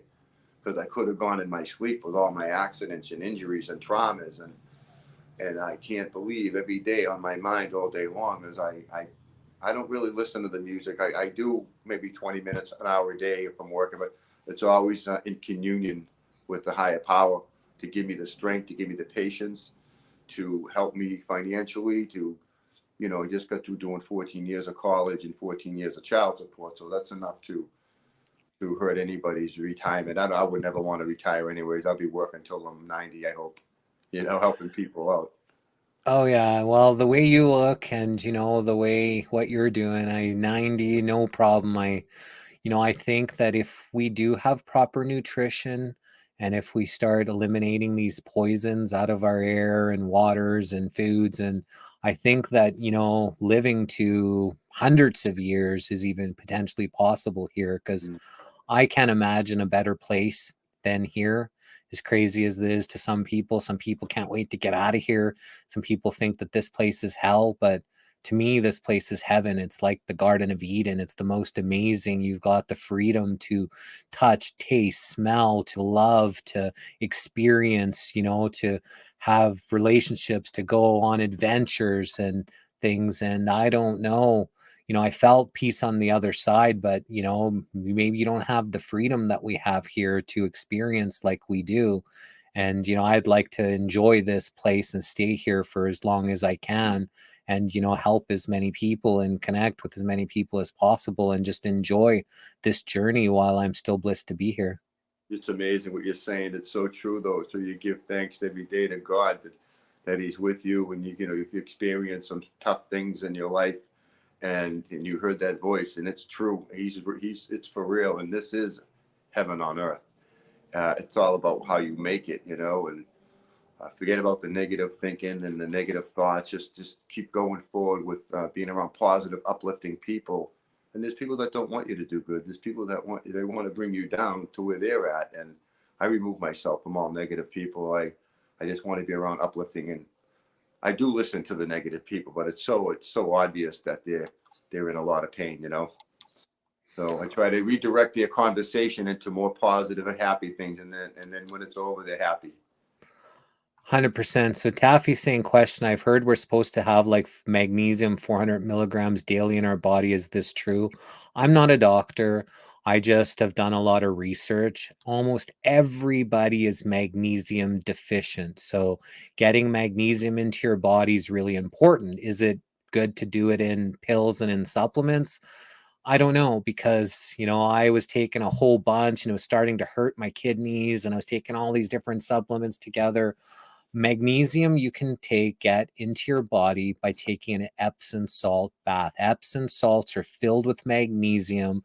You take an Epsom salt bath with some baking soda, aluminum free, a little bit of lavender oil, whatever else you want to put in there. Borax helps to get some of these nanobots out. So if you put a little borax in your bath water, and you'll actually see these little things come out of your skin and out of your body and stuff. So all you have to do is really take a magnesium Epsom salt bath every day, and you'll get the magnesium that you need in your body, especially if you're eating other foods. There's magnesium rich foods and things that you can eat as well. I'm sure when Ed is juicing here, there's magnesium in some of the stuff that he's juicing, because, most of the stuff we need are in our food or in our fruits and vegetables. And then, like I said, the sea moss gives you lots of these nutrients. So I would really look into maybe, combining that in a couple batches and seeing if people find any difference of getting these added nutrients. But it sounds like the concoction you got going on is pretty healing in itself. Yeah, but I would look into that too. I know that this Scottish lady friend of mine from Scotland, she said, you got to try the kelp. You have to try so that's basically like the seaweed from the ocean that they gather. And it's almost like an algae. I think it would be formed from the sun and the water, and the minerals in the water cause this plant to grow, from what I've learned. And so I would like to try that also. Thank you. Yeah, pumpkin seeds for magnesium. See, there's so Epsom salt and borax detergent and lavender oil. Am I missing one? So Epsom salt, baking soda, lavender oil. It's essential oil. You just have to put some drops in there. You can add different drops. Some frankincense is good for the skin. You can put whatever, you make your own concoction. But the three that I've been using for maybe 10 years now is baking soda, Epsom salt, and lavender oil. So recently I've heard to add food grade hydrogen peroxide. I put in there. I put in borax. I put in there. I put in CBD oil, bath bombs. So I put a whole bunch of stuff. So I got this wild, this soup of bath water that I, go into, and then my body just soaks in all of these nutrients in through the skin.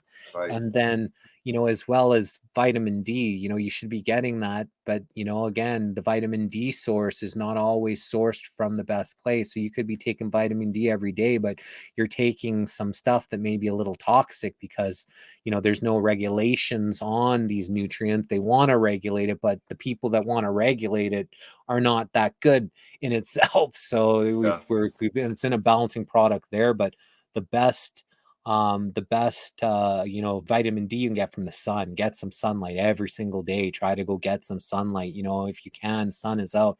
I know in some places they spray so much that there's hardly ever any sun out, so you may need to get some supplements. But if you can get a vitamin D that's made out of mushrooms, or vitamin D that's supplements that are from natural products, and again, sourcing your vitamins is really important to make sure you're getting high quality, stuff that's natural and not with these added fillers and all these different things that you could potentially be hurting yourself as much as the vitamins are helping you. Yeah, and also with what's in the water too, with what's coming out of the sky into the water supply, with the fluoride and the bleach that they're putting in the water. So you think about that when you're taking showers, how much water is going into the pores. That's actually not beneficial to you from the human approach to fluoride in the water. Are you kidding me?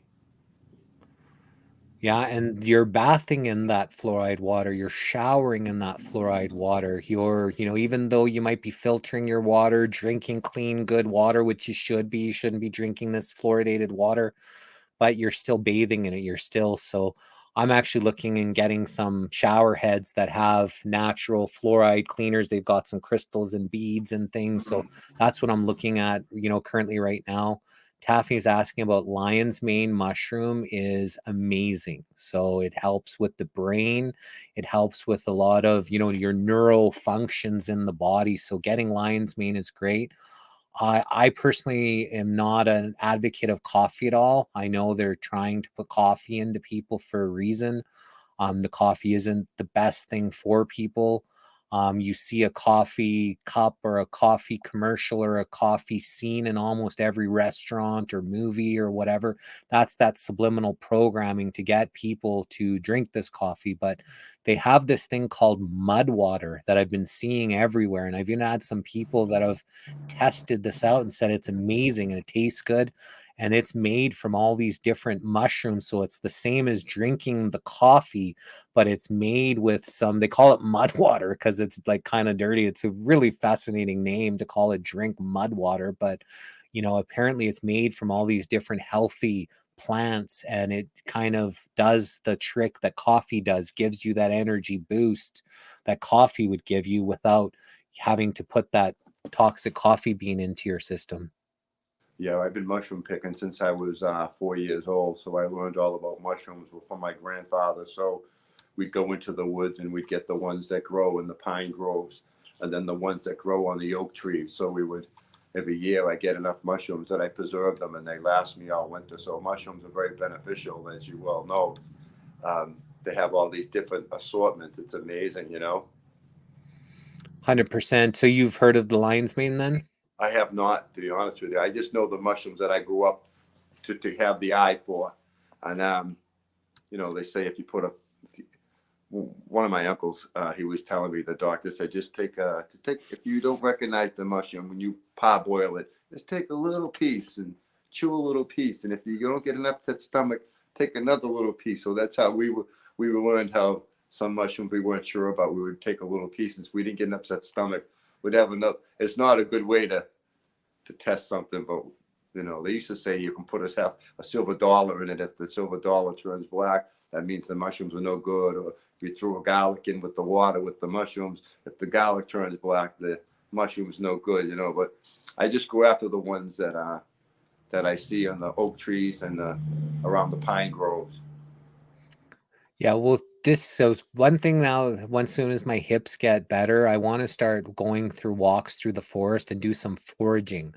And, when you're foraging, picking these wild mushrooms and berries and different things, I want to have a backpack with some containers and pick some of this natural stuff that the forest gives to us. But, you have to watch what's poisonous, what's good for you, what's bad. But they have these apps now that you can just take a picture of it and then it actually tells you what it is, whether it's good, whether it's poisonous. So it's taking this technology. Some people are afraid of it, and some of the people that are maybe could be using it in these nefarious ways, but it also is beneficial if you use the technology right. Like, look at me and Ed are being able to have this conversation here in two different places on earth and being able to share this wonderful information with people because of this technology. So it can't be that bad if we're able to use it in such positive ways. I've seen some that I didn't know, so I did look them up, not by having that app, but taking a picture of it and then scrolling through. And I did find out the name, and I did find out that it was edible. So that was my way of learning from the ones that I was going to leave there, but I still learning about that. There's so many different kinds, Linda says, I've not found aluminum-free baking soda. What brand do you use? It's that Bob Red Mills baking soda, and it's I found that one is aluminum-free. Mud water doesn't taste the best to me. I think of trying Riz. Okay, so you don't like, someone else said that they like the taste of the mud water, but she's been trying this mushroom flavor. And I think if you're used to drinking coffee for most of your life and you try something different, it's going to obviously taste different. And some people are, maybe not like it as much, but I want to do that so much too, Jesse. So that's my girlfriend Angeline. So she's excited to do some foraging into the forest. Oh, For cool. us to go just look for, and it's a good way to get out. We get out, exercise, you get around trees and plants, you're, grounding in the forest. The dog's getting exercise, loves being out there. And then you get to find some really cool, stuff like foraging stuff that we can make into like medicines and food and, real stuff from the earth that has the least amount of human contact, I guess, to say that, it seems like the way the humans are messing with things, they're trying to alter and make better. And even apples, like you got these super sweet apples, super, crisp apples. They've modifying all these stuff, which is, they're taking away from, the sugar content has gone through the roof on these apples because they've been kind of modifying their geneticists are trying to make things, I guess, the best that they can for everybody. But, they're not always doing the benefit of what they're doing from some of these products, right? So I agree. Yeah, definitely. we're got about 10 more minutes. Is there anything that you wanted to share? Any stories that you wanted to tell us here today? This has been great. I know you were a little bit nervous before we started. Have you felt good and comfortable? Was this been fun for you? It gets a little, when you talk about what goes on when we were younger as kids growing up, everybody's been through something. It's just that they have to probably talk about it and get it and get help, to someone that understands where they're coming from, and certainly not put them on medication. So, but no, I had a wonderful time talking with you and your audience, Jesse. It was a fantastic experience for me, for the people that listen to me, and just to tell my story about what can happen when if you get sick. You don't want to go down that road with all these prescriptions. I wanted to find another way how I could get better, and it was the all natural route, which was so much more effective. And it's been 18 years now, juicing every day, and I don't ever want to stop. If I go away, I can't do it when I'm on I can't take it with me on a plane, but I can go a week without it. So, when you're saying like you don't have a portable juicer, or would you, if you were going on a vacation, say you went to 2 weeks somewhere, would you maybe buy a little juicer there and start juicing, or would you bring your own in your suitcase? Like, how important is getting that juice? Or because you've been juicing every day for 18 years, if you took a couple weeks off where you didn't, you still think you would be all right just because you've had so much nutrients for 18 straight years into your body? Yeah, it stays in your system for a while. But the thing is, if I'm going to go someplace where I'm going to be driving for 3 or 4 hours, I'll prepare it and I'll get a whole cooler on ice, and I'll have, if I'm not going on a plane, to deal with that whole thing there with the security and having liquids on there. I can imagine they probably won't allow that. Certainly not on a carry-on. But putting it in a cooler, and if you're traveling on vacation by car, I would take a whole week's supply. I'd have 20, 30 bottles on 16-ounce bottles on ice. And I tell you, you go to the beach and you drink this in the day, 3 or 4 bottles at the beach. You're not tired like most people drinking beer at the beach and drinking their wine. And, I'll have a drink later on if I go out to dinner. But you're certainly not tired at the end of a day in the sun with this juice. So I bring it on vacation with me in a cooler. So John, he's in part of a journal club, a bunch of journalists that get together that I'm in. He's watching on our YouTube channel right now. He says he wants to watch the replay. He's eager to understand how you recovered from that accident, at 15 on the motorbike. And Kimberly says, yes. How did he recover from the accident? So maybe just tell us, because you broke your neck, you tore your shoulder, you had died. You had saw your body, you gone back into your body. So you were severely injured. And then would you tell us, how do you think that you've been able to get to the health you are today? Yeah, well, what happened was, there's another part of the story too. When I smashed my head and my shoulder, I tore my bicep, my collarbone with the thing was, my father just passed away a few months ago. So he's not listening, other than probably watching over me in heaven. But when I woke up, I was broken. I could feel, what I was going to get when I got home, Jesse, was going to be worse than the accident. So I managed to get up Everybody was looking at me. I was white as a ghost. And then I tried picking up the machine to walk away, and I passed out a second time. I landed on top of the muffler, so my arm was getting burnt on the muffler. So these kids carried me. Well, they helped me as far as I could. I walked like a mile and a half to a house because there was nobody. It was an island we were on, you know. It was in Chatham, off the coast of Chatham. There's an island. So I ended up walking about a mile to this kid's house, and they laid me on the couch. My neck had, meaning a broken neck would mean not where I was, what if I became paralyzed, but I did have all my vertebrae were all smashed up. So I had, numbing in my arms for years and years to come. And so I never went to the hospital. I just went home. I made it home to my house. My father and mother took one look at me. She was crying. He was all upset because I was all bandaged up. But I did have a torn bicep, a broken shoulder, fractured elbow, a huge lump on my head the size of a softball. I passed out in the bedroom, and I almost went into a coma. I woke up 3 hours later. I should have been med flighted. They didn't have med flights back then. They had no cell phones. All I could know was I just want to go home and lay down. And I healed wrong. So I'm pretty much still have all my injuries right now, but no pain, because I used to work out, and I did finally have one neck fusion done, and they want to do each shoulder. They want to do a back, but I'm not going down that road. I feel pretty good doing what I do. I do a lot of physical work, and my injuries healed wrong, but I'm still functional. I can move everything. So that's what it is. And 18 years ago, before you started juicing, was your body in a lot more pain? Like, did you actually have pain then? And then once you started the juicing, things just started to take care of itself? Like, do you believe that 18 years of juicing fruits and vegetables has really aided in you healing for some of these things that maybe you would be in debilitating pain with if you hadn't been juicing this last 18 years? The body was inflamed. It was highly acidic. It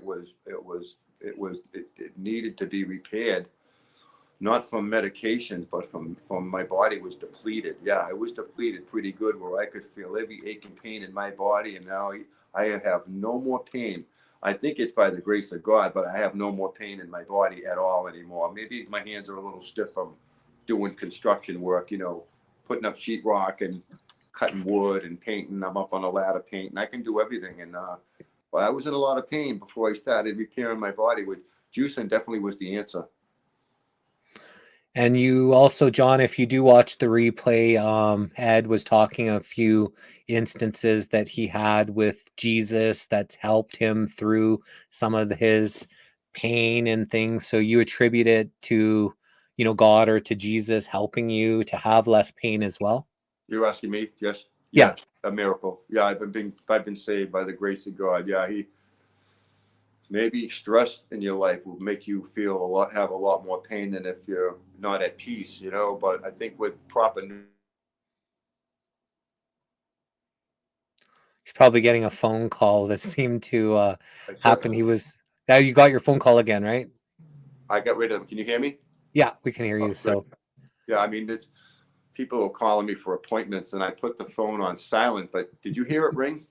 No, the screen just goes black when the call comes. So I knew it was a phone call. I was telling everybody. I've been very lucky. Normally there's 15 people calling in an hour, but I've been blessed not to be interrupted too much with you, Jesse. And I've been blessed to have my body healed after being broken so many times. And there's more stories I could tell you with accidents that I've had. But maybe some other time when we talk, we can share a couple more stories. I'm a miracle to be alive, I think that's the same for a lot of people. This hasn't been an easy journey for a lot of people, a lot of ups and downs, a lot of twists and turns, a lot of scary situations, traumatic events, near death, possible death. There's more than not people, like we hear all the time when we share these stories. Yeah, I had a near death. I've had a near death. So a lot of people have had these situations, but like how we said before, I truly believe that this place is the best place in the universe. This place is heaven. I feel so blessed every single day that I wake up and I have another day to, enjoy this beautiful dimension that we're still allowed to, have life in. We've been blessed, you and I both, and if I can help many people out in the future by telling them my story, or if they get to see a repeat of your program about it, it's so powerful. Just take time every day and give thanks to God for helping us, and no matter what's going on in your life, please don't forget him. Invite him in. And it happened to me, and why me, but So Kimberly says she's got a juicer. She used to juice a lot, but she probably gets back into it. She says she has indigestion a lot. I wonder if the juice could help me with digestive issues. absolutely, that's where it works the best on your stomach, where it would help you.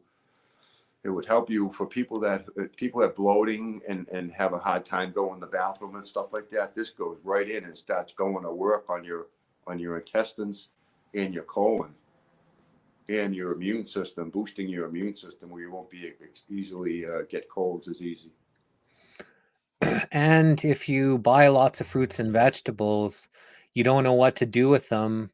If they're starting, you're using them, you haven't used up all of them, before they go bad, you just juice them all. You just get them all into juice everything, juice That's whatever you correct. got in the fridge. Then you can buy yourself some new fruits and vegetables. You munch on, you eat them as soon as you get towards the end of life, or they last the week or whatever. Juice them all. Now, when you're juicing, how much juice do you make at a time? Like, do you go for like 8, 9, 10 straight hours, make a giant batch, fill up a whole bunch of bottles and do that once a week? Or are you juicing every few days? No, Like how yeah, often do you juice? I had 6 people helping me at one time. It was 200 people that wanted it every week. It was way too much. So now I just have a handful of people until I can get a big factory, Okay, great. Okay, so any final words you wanted to share with us here today? Thanks again. I want to thank you again, Jesse. It was so wonderful to have you have me on your show. I appreciate that very much.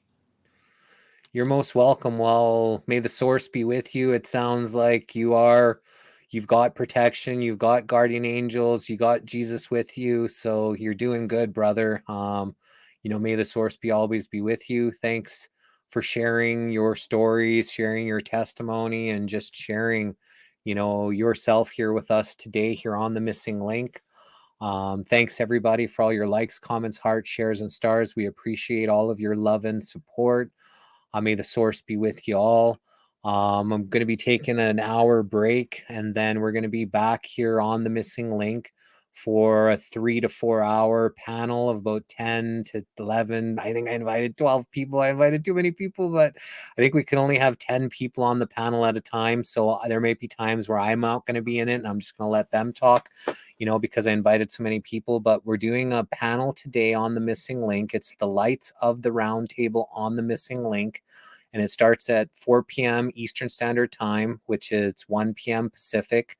It goes for 3 to 4 hours, and we're going to be talking about sovereignty and religious freedom. And so there's just a whole panel of people that are going to be talking about that here today. So appreciate you all. John says, thank you, Eddie. This is from our YouTube. We just started back on YouTube. We've had 3 YouTube channels deleted. I had a backup YouTube channel called the Forbidden History Chronicles. We're on right now. We already got a strike on it from our galactic panel of all things, but we are going to be doing another panel here today. So great show, everybody's. Thanks for the show. Thank you, Jesse. Thank you, brother. Have a great day. Thank you. Thank you. God. You're very welcome, brother. We'll Bye-bye see you now. later. Yeah. Okay. Bye. Bye, Ed. And Thank bye, you. everyone. We'll see you back here in less than an hour back on The Missing Link.